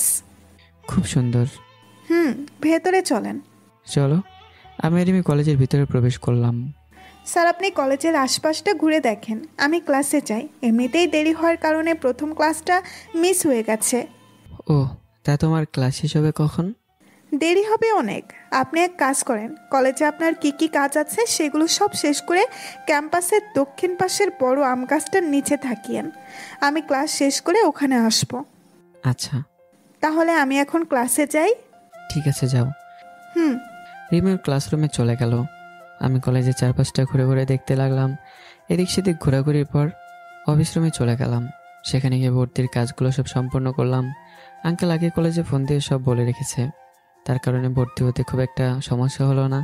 কলেজে ভর্তি হওয়ার পর আমি ক্যাম্পাসের দক্ষিণ পাশের বড় আম গাছটার নিচে গিয়ে বসলাম। আশেপাশে তাকিয়ে সবার কাজকর্মগুলো দেখতে লাগলাম। ক্যাম্পাসের মাঠে অনেক ছেলেমেয়ে বসে আড্ডা দিচ্ছে, অনেকে বসে বই পড়ছে, আবার কেউ গিটার বাজিয়ে গান গাইছে, অনেকে আবার প্রেমও করছে। আমার ঠিক পিছনে বসে একজোড়া কপত কপতে মিষ্টি মিষ্টি প্রেমের কথা বলছে, একজন আরেকজনকে বাদাম খাইয়ে দিচ্ছে। আমি সব দেখে একটা দীর্ঘ শ্বাস ছাড়লাম। আমার কপালে মনে হয় এইসব নেই। আজ পর্যন্ত একটা মেয়ের সাথে ভালো করে কথাই বলতে পারলাম না। প্রেম তো দূরে থাক, সত্যি আমার কপালটাই খারাপ। এই পোড়া কপালে মনে হয় প্রেম ভালোবাসা নেই, সারা জীবন সিঙ্গেল থাকাই লেখা আছে। আমি চুপচাপ বসে থেকে সবার প্রেম ভালোবাসা দেখতে লাগলাম। এছাড়া আমার কী বা করার আছে। এদিকে রিমি ক্লাস শেষ করে ওর বান্ধবীদের নিয়ে কলেজের পিছনের পুকুর পাড়ে গিয়ে বসলো। বাদামওয়ালাকে ডেকে বাদাম কিনল। রিমির বান্ধবী মিথিলা বাদামের খোসা ছাড়াতে ছাড়াতে রিমিকে বলল, রিমি, তখন দেখলাম তোর সাথে একটা ছেলে কলেজে আসলো। তুই ছেলেটার সাথে কথা বলতেছিলি, সেটা কে রে? আগে তো কখনো দেখিনি। মিথিলার সাথে রিমির অন্য বান্ধবীগুলো একজোট হয়ে বলল, হ্যাঁ হ্যাঁ, আমরাও দেখছি। ছেলেটা কে রে রিমি? আমার স্যার। সরাসরি উত্তর দিল রিমি। রিমির কথা শুনে সবাই চমকে উঠল, একদম থ হয়ে গেল। অবিশ্বাসের চোখে সবাই রিমির দিকে তাকালো। রিমির বান্ধবী তো বলল, হোয়াট? ওই ছেলেটা তো ছাড়। গতকাল রাতে বাবা ওকে কোত্থেকে যেন নিয়ে এসেছে। আমি এসবের কিছুই জানতাম না। সকালবেলা জানতে পারলাম, মা বলল ওই ছেলেটা নাকি আজ থেকে আমাকে পড়াবে। ছেলেটা নাকি আমার স্যার। ছেলেটাকে দেখে তো বেশি বয়স মনে হলো না, তাহলে এত কম বয়সে তোর স্যার হলো কিভাবে? আর তোকে পড়াবেই বা কি? ধর, বালের স্যার আমার।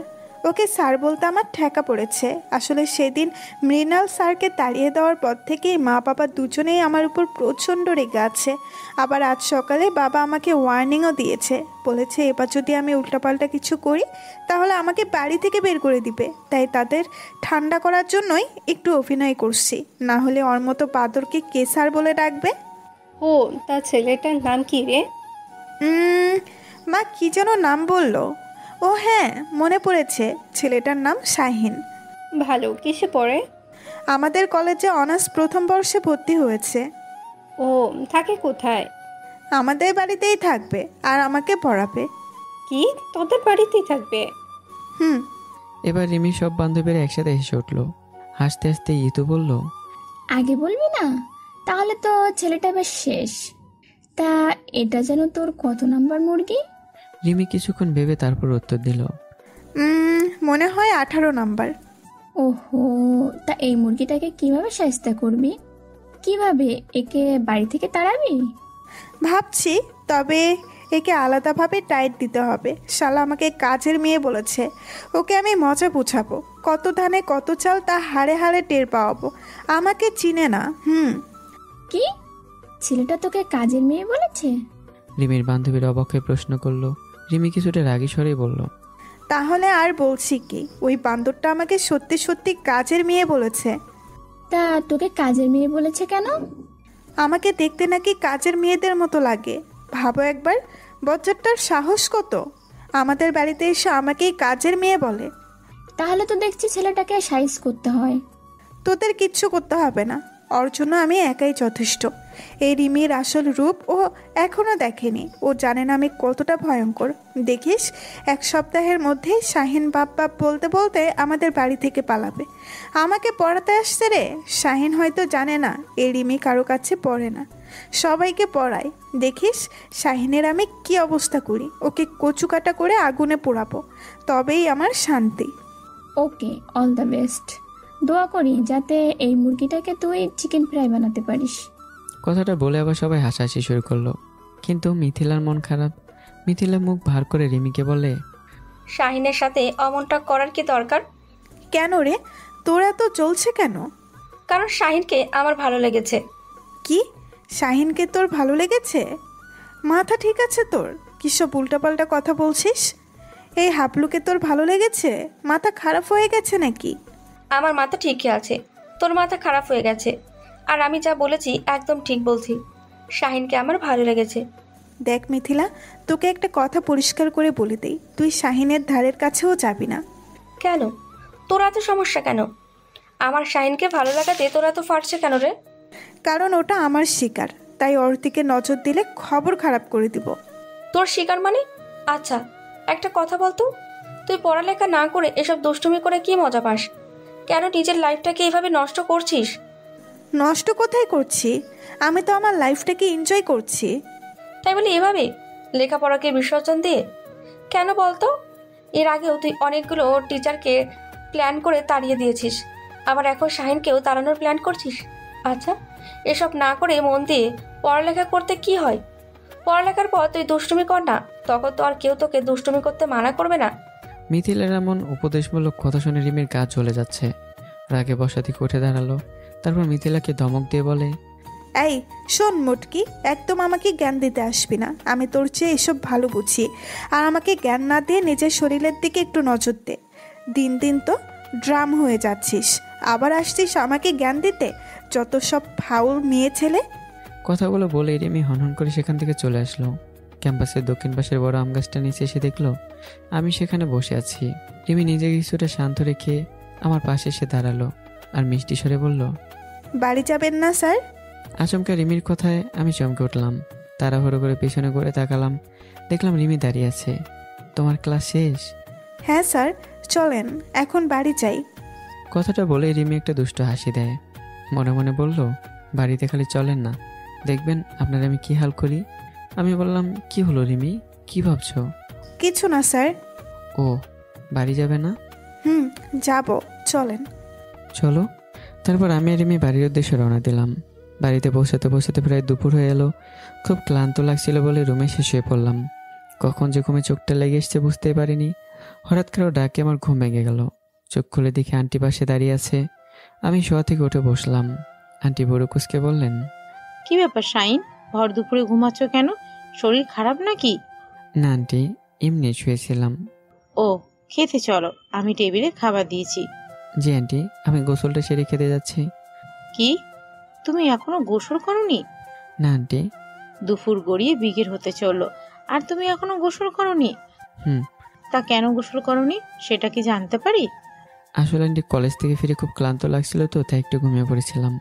ও ঠিক আছে, তাড়াতাড়ি গোসল করে খেতে আসো। আরেকটা কথা, আমাদের বাড়িতে থাকতে হলে অনিয়ম করলে চলবে না। ঠিক টাইমে গোসল করতে হবে, খেতে হবে, ঘুমোতে হবে, উঠতে হবে, আবার পড়ালেখাও করতে হবে। জি আন্টি। তারপর আন্টি চলে গেল। আমি গোসল করতে গেলাম। গোসল করে শেষ করে নিচে খেতে গেলাম। নিচে গিয়ে দেখি রিমি আর আন্টি খাবার টেবিলে বসে আছে। আমি কি রিমির পাশে বসলাম। আন্টি প্লেটে খাবার বেড়ে দিল। আমি আর রিমি খাওয়া শুরু করলাম। খেতে খেতে আন্টিকে বললাম, আন্টি আঙ্কেল কোথায়, দেখছি না যে? তোমার আঙ্কেল অফিসে গেছে, ফিরতে রাত হবে। ও। আমি খাওয়া দাওয়া শেষ করে রুমে চলে আসলাম। কিছুক্ষণ বিশ্রাম নিয়ে রিমিকে পড়ানোর জন্য রুমে গেলাম। রিমি রুমে গিয়ে দেখি রিমি বিছানার উপর বসে গালে হাত দিয়ে কি যেন ভাবছিল। আমি আস্তে করে একটা কাশি দিলাম, কিন্তু রিমির ঘোর কাটলো না। ও একদিনে কি যেন ভেবেই যাচ্ছে। আর রিমি ধ্যান ভাঙানোর জন্য আস্তে করে রিমিকে ধাক্কা দিলাম। রিমি চমকে উঠলো, অবাক আমার দিকে তাকিয়ে বলল, স্যার আপনি? বই নিয়ে টেবিলে বসো। স্যার এখন পড়াবেন? এখন পড়তে ইচ্ছে করছে না স্যার, রাতে পড়বো। না, রাতে আমার পড়া আছে, তুমি বই নিয়ে টেবিলে বসো, আমি এখনই পড়াবো। জি স্যার। আমার কথা মতো রিমি বই নিয়ে টেবিলে বসলো। আমি গিয়ে রিমির সামনের চেয়ারে বসলাম। রাগি রাগি ভাব নিয়ে বললাম, ইংরেজি বইটা বের করো। স্যার দাঁড়ান, আগে খেয়ে নেই। এখন আবার কি খাবে? দেখাচ্ছি। কথাটা বলে রিমি ওর জ্যামিতি বক্স থেকে একটা সিগারেটের প্যাকেট বের করলো। আমি রিমির হাতে সিগারেটের প্যাকেট দেখে হতবাক হয়ে গেলাম। চোখ বড় বড় করে রিমির দিকে তাকালাম। এই মেয়েটার কাছে সিগারেটের প্যাকেট কেন? কি করবে সিগারেটের প্যাকেট দিয়ে? সিগারেট খাবে নাকি? এসব ভাবতে ভাবতে আমি আবার তার দিকে তাকালাম। দেখি সেই সিগারেটের প্যাকেট থেকে একটা সিগারেট বের করে ও ঠোঁটে রাখলো, তারপর দুষ্টু একটা হাসি দিল। স্যার আপনার কাছে লাইটার আছে? না, কেন, কি করবে? সিগারেটে আগুন ধরাবো। রিমির কথা শুনে যেন আমি আকাশ থেকে বললাম, বলে কি মেয়েটা, ও সিগারেট খায়? জানতাম না তো। আমি চোখ বড় বড় করে ওর দিকে তাকিয়ে আছি। রিমি, তুমি সিগারেট খাও? শুধু সিগারেট না স্যার, মাঝে মাঝে ড্রিঙ্কসও করি। রিমির কথা শুনে অবাকের চরম পর্যায়ে পৌঁছে গেলাম। এই বয়সে এসব? আমার কথা শুনে রিমি দাঁত বের করে হাসলো। ধুর স্যার, এসব করার জন্য আবার বয়স লাগে নাকি? এখনই তো এসব করার সময়। এখন লাইফটাকে এনজয় না করলে করব কখন, বুড়ো বয়সে? তাই বলে এসব সিগারেট, বিড়ি, মদ খেয়ে? এসবেই তো মজা। কথাটা বলে রিমি বসা থেকে উঠে দাঁড়ায়, তারপর হনহন করে রুম থেকে বের হয়ে যায়। 2 মিনিট পর রিমি আবার ফিরে আসলো, রিমির হাতে লাইটার। তার মানে রিমি কি এখন সত্যিই সিগারেট খাবে নাকি? আমার ভাবনা কি সত্যি প্রমাণিত করে? রিমি সিগারেটে আগুন ধরালো, তারপর সিগারেট টানতে টানতে আমার সামনে এসে বসলো। আমি শুধু হা হয়ে দিকে তাকিয়ে আছি, মুখ দিয়ে কোনো কথাই বেরোচ্ছে না। মনে মনে ভাবতে লাগলাম, শহরের মেয়েগুলো যে এত আধুনিক হবে তা আমি কল্পনা করিনি। কি আধুনিকতা! টিচারের সামনে সিগারেট টানছে, তো আবার একটা মেয়ে। এত অধপতন! ছি! আমি সব ভাবছিলাম, হঠাৎ রিমি বলল, স্যার টানবেন নাকি? হোয়াট? কি বললে তুমি? বললাম সিগারেট খাবেন নাকি? রিমির কথা শুনে টাসকি খেয়ে গেলাম। মেয়েটার সাহস দেখে আমার জ্ঞান হারাবার মতো অবস্থা। কি সাহস! আমাকে বলছে সিগারেট খাবেন নাকি? আমি বুঝি না এইসব বড় লোকের মেয়েরা তো সাহস পায় থেকে। আমি রিমির দিকে রাগি লোক নিয়ে তাকিয়ে ধমক দিলাম, তোমার সাহস তো কম না? আমার সামনে সিগারেট টানছো, আবার আমাকে জিজ্ঞাসা করছো আমি খাবো কি না? আমাকে দেখে তোমার কি মনে হয় আমি সিগারেট খাই? কেন স্যার, আপনি সিগারেট খান না?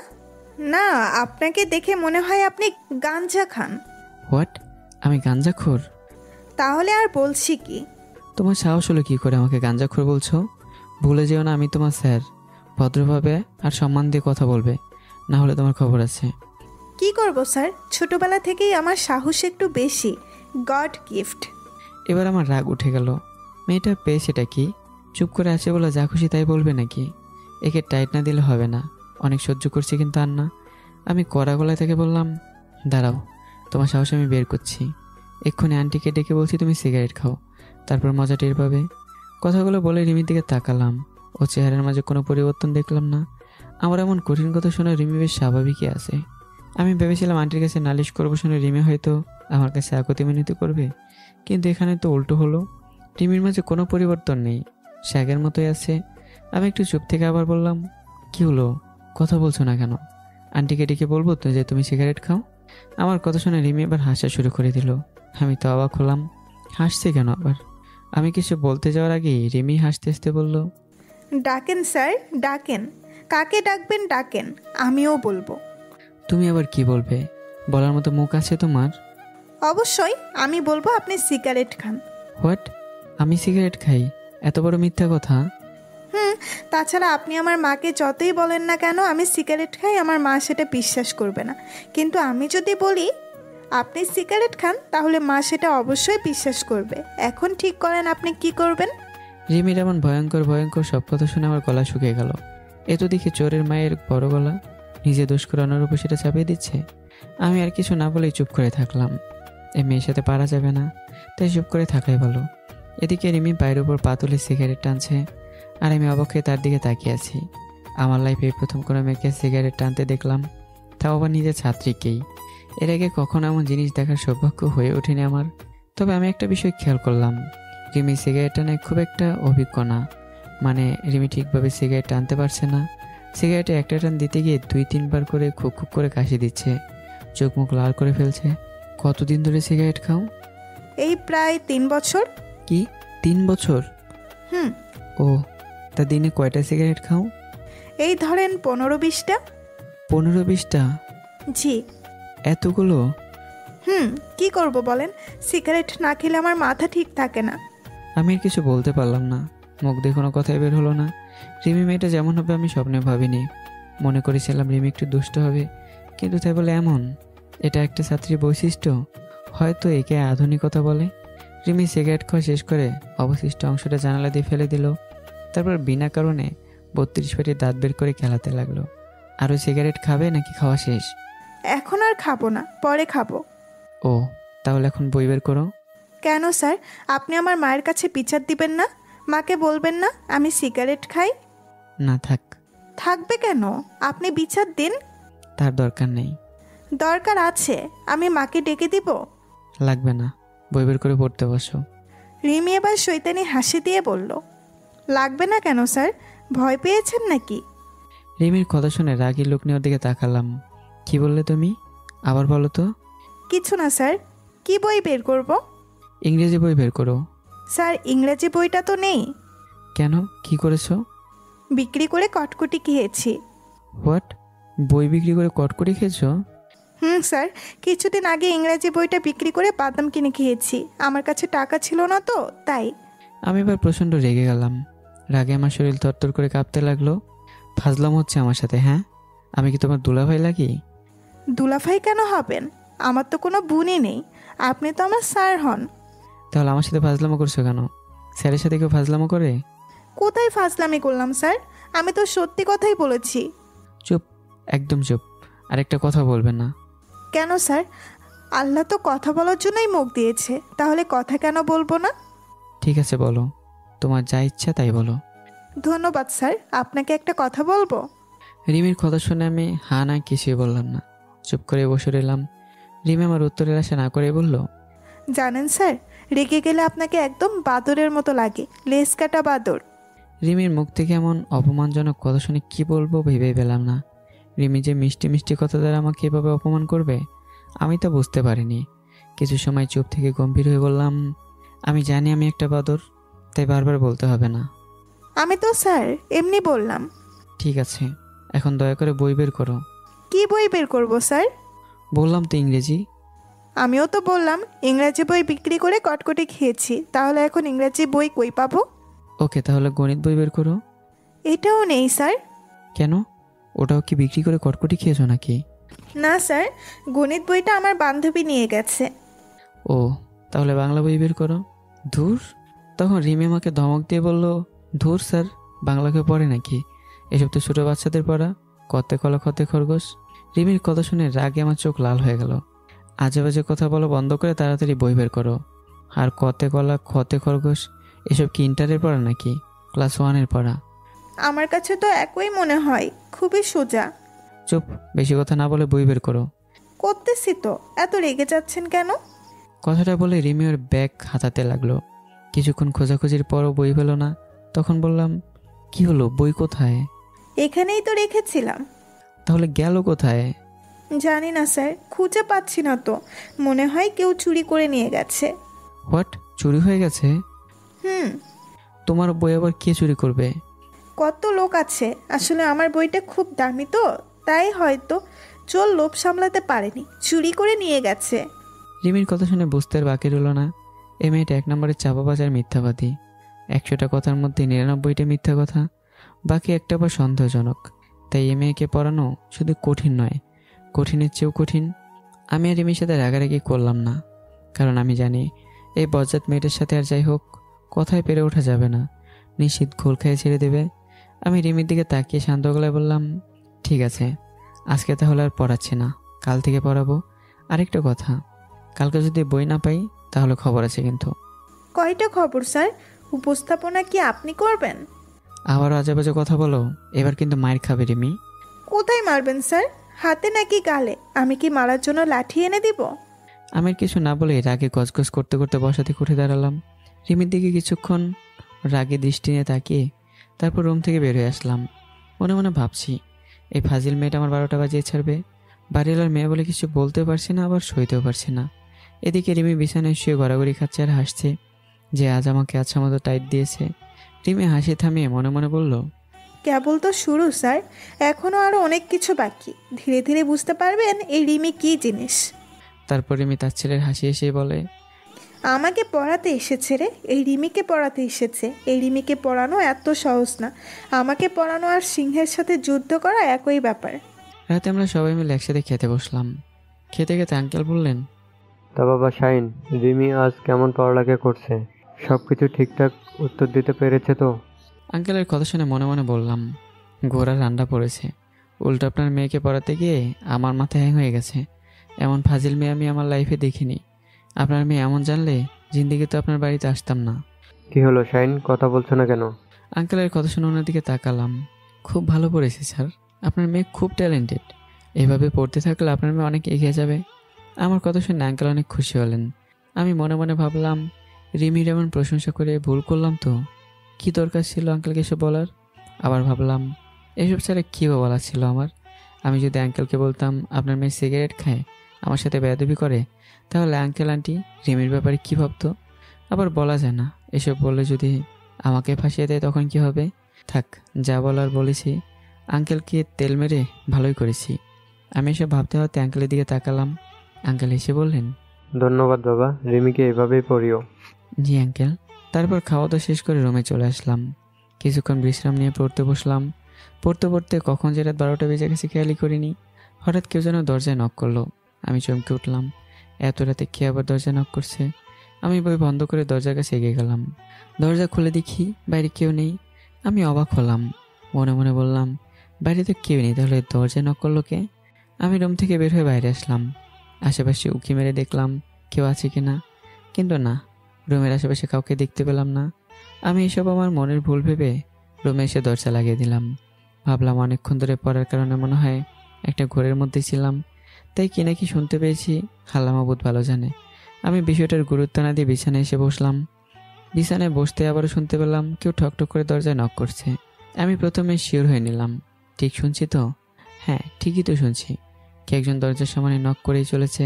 আমি চোখ দুটো কষলে বসা থেকে উঠে গিয়ে দরজা খুললাম, কিন্তু এবারও কাউকে দেখতে পেলাম না। অবাক হয়ে ভাবতে লাগলাম, এত রাতে কে দরজা নক করছে? আবার দেখাও দিচ্ছে না। আমি এবার দরজা বন্ধ করে দরজার পাশে দাঁড়িয়ে রইলাম। মনে মনে বললাম, এবার দরজায় নক করলে সাথে সাথে দরজা খুলে তাকে ধরবো। দেখি কোন বান্দা এত রাতে এভাবে মজা করছে। এসব ভাবতে ভাবতে দরজায় আবারও নক পড়লো। এবার আমি সাথে সাথে দরজা খুললাম। দেখলাম কেউ একজন দরজার সামনে থেকে দৌড়ে চলে গেল। তাড়াহুড়োয় বুঝতে পারলাম না কে ছিল। আবছা অন্ধকারে ভালোভাবে কিছু দেখতে পারলাম না, তবে বুঝতে পারলাম এটা একটা মেয়ে ছিল, কিন্তু কে সেটা? আমি আর ভাবাভাবি বাদ দিয়ে রুম থেকে বের হয়ে চিৎকার করে বলতে লাগলাম, এই কে ওখানে? সাহস থাকলে সামনে আয়। কথাটা বলে ভাবলাম কোনো চোর ছিল না তো।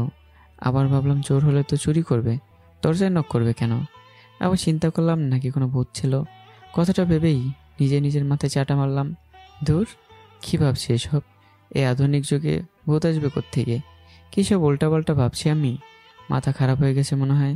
কিন্তু একটা জিনিস আমার মাথায় ঢুকছে না, এত রাতে কে আমাকে বিরক্ত করছে, আর কেনই বা করছে? এতে তার লাভটাই বা কী? আমি এসব ভাবা বাদ দিয়ে আন্টিকে ডাকতে লাগলাম। লাগাতার কয়েকটা ডাক দেওয়ার পর দেখলাম আন্টি হাই তুলতে তুলতে আমার দিকে আসছে। আমি এবার একটা স্বস্তির নিঃশ্বাস ফেললাম, মনে কিছুটা সাহস ফিরে পেলাম। আন্টি আমার কাছে এসে ঘুম জড়ানো কণ্ঠে বলল, কি ব্যাপার শাইন, এত রাতে ডাকাডাকি করছো কেন? কি হয়েছে? আন্টি কে যেন বারবার রুমের দরজায় নক করছে, কিন্তু দরজা খুলে কাউকে দেখতেই পাচ্ছি না, তাই আপনাকে ডাকলাম। ও, তা তুমি এত রাত পর্যন্ত জেগেছিলে নাকি? জি আন্টি। কেন এত রাত পর্যন্ত জেগে কি করছিলে? পড়াশোনা করছিলাম আন্টি, কিন্তু কে যে একটু পর দরজা এসে নক করছে, দরজা খুলে দেখি কেউ নেই। কে যেমন শয়তানি করছে বুঝতে পারছি না। আমার কথা শুনে আন্টি কিছুক্ষণ কি যেন ভাবলো, তারপর বলল, আসো আমার সাথে। আমি মাথা নাড়িয়ে আন্টির পিছে পিছে যেতে লাগলাম। আন্টি আমাকে নিয়ে রিমি রুমের সামনে গেল। তারপর দরজার ধাক্কা দিতে দিতে রিমিকে ডাকতে লাগলেন। রিমির কোনো সারা শব্দ পাওয়া গেল না। আমি বুঝলাম না এত রাতে আন্টি রিমিকে কেন ডাকছে, ও আবার কি করছে। কথাটা ভাবতে আমার একটু খটকা লাগলো। মনে মনে বললাম, আচ্ছা রিমি আমার রুমের দরজা নক করেনি তো? তারপর ভাবলাম করতেও পারে, রিমির মতো ফাজিল মেয়ে ছাড়া এই বেহুদা কাজটা কি আর করবে। আমি নিশ্চিত এটা রিমিরই কাজ। এদিকে রিমির কোনো সারা শব্দ না পেয়ে আন্টি এবার আরও জোরে জোরে দরজা ধাক্কাতে লাগলো। এভাবে কিছুক্ষণ চলার পর রিমি দরজা খুললো। লম্বা হাই তুলে বিরক্তিকর সুরে আন্টিকে বলল, কি হয়েছে মা? এত রাতে এভাবে ডাকাটাকি করছো কেন? শান্তিতে একটু ঘুমাতেও দিবে না নাকি? আর বাড়িতে কি ডাকাত পড়েছে নাকি যে এত রাতে এভাবে চিল্লাচিল্লি করছো? কথাগুলো বলা শেষ করে রিমি আমার দিকে তাকালো, খানিকটা রাগী ভাব নিয়ে বলল, আর স্যার, আপনি ঘুমানো বাদ দিয়ে এত রাতে মার সাথে কি করছেন? দুজনে মিলে কি বাড়ি পাহারা দিচ্ছেন নাকি? কিন্তু আমি তো জানি বাড়ি পাহারা দেওয়ার জন্য দারোয়ান আছে। তাহলে আপনাদের কি কাজ? আপনারা কি এত রাত পর্যন্ত জেগে মশা মারছেন? রিমির কথার উত্তরে কিছু বললাম না, চুপ করে আন্টির পাশে দাঁড়িয়ে থাকলাম। আন্টি কিছু সময় চুপ থেকে বললেন, তুই একটু আগে শাইনের রুমের সামনে গিয়েছিলি। রিমি ভুরু কুসকে না জানার ভান করে বলল, না তো, আমি কেন এত রাতে স্যারের রুমের সামনে যাব? তাছাড়া আমি তো ঘুমাচ্ছিলাম। কেন মা, কি হয়েছে? তোর স্যারের রুমের দরজায় কে যেন বারবার নক করে পালিয়ে যাচ্ছে। আন্টির কথা শুনে রিমি হেসে বলল, ওহ, দেখো গিয়ে কোনো পেতনি টেতনি হবে হয়তো। স্যারকে মনে হয় ওদের পছন্দ হয়েছে, তাই এত রাতে এসে হয়তো স্যারকে ডিস্টার্ব করছে। রিমির কথা শুনে আন্টি এবার খানিকটা রেগে গেলেন। রাগে চোখ মুখ লাল করে বললেন, বাজে কথা বন্ধ কর, আমার তো তোকে সন্দেহ হচ্ছে। হোয়াট? কি বললে মা? তুমি আমাকে সন্দেহ করছো? তোমার মেয়েকে সন্দেহ করছো? অবশ্যই। তোমার কি মনে হয় আমি মাঝরাতে স্যারের রুমের সামনে গিয়ে দরজায় নক করে পালিয়ে এসেছি? তা নয় তো কি, তুই তো এমনটাই করেছিস। দেখো মা, একদম আমাকে দোষারোপ করবে না। আমি কেন এত রাতে স্যারের রুমের দরজায় নক করব? সেটা তো তুই ভালো জানিস। বিশ্বাস করো মা, আমি এসব করিনি। আরে আমি তো ঘুমাচ্ছিলাম, তোমাদের ডাকাডাকিতেই আমার ঘুম ভেঙে গেল। আর কত মিথ্যা কথা বলবি? তোর কি মনে হয় আমি তোকে চিনি না? তুই কেমন সেটা আমি জানি না? আরে তোর মতো শয়তান মেয়ে ঢাকা শহরে আর একটাও খুঁজে পাওয়া যাবে না। দেখো মা, একদম আলতু ফালতু কথা বলবে না। আলতু ফালতু না, যা বলছি একদম ঠিক বলছি। ঘোড়ার আন্ডা ঠিক বলেছ। তাছাড়া কি প্রমাণ আছে যে আমি স্যারের রুমে দরজায় নক করেছি? আগে প্রমাণ নিয়ে আসো, তারপর আমার সাথে লাগতে আসিও, যত সব। কথাগুলো বলে রিমি আমাদের মুখের উপরে দরজা লাগিয়ে দিল। আন্টি আর কিছু বলতে চেয়েও পারলেন না। অতঃপর আমি আর আন্টি রিমির রুমের সামনে থেকে চলে এলাম। আমি ঘুমানোর জন্য আমার রুমে চলে যাব, এমন সময় আন্টি বললেন, দেখলে তো বাবা, রিমি কত শয়তান। আমি জানি রিমি তোমার রুমের দরজায় নক করে তোমাকে ডিস্টার্ব করছে। আন্টির কথা শুনে মনে মনে বললাম, সেটা আর বলতে হবে না আন্টি, আজ বিকালে বুঝতে পেরেছি আপনার মেয়ে কেমন শয়তান। কিন্তু মুখে সবার প্রকাশ করলাম না, না জানার ভান করে বললাম, কিন্তু কেন আন্টি? রিমি কেন আমাকে ডিস্টার্ব করছে? কেন এভাবে মাঝরাতে দরজা নক করছে? শয়তানি করছে বাবা, ওর তো আবার শয়তানি না করলে পেটের ভাত হজম হয় না, তাই মাঝরাতে দরজায় নক করে তোমার সাথে শয়তানি করছে। ও তুমি কিছু মনে করো না বাবা।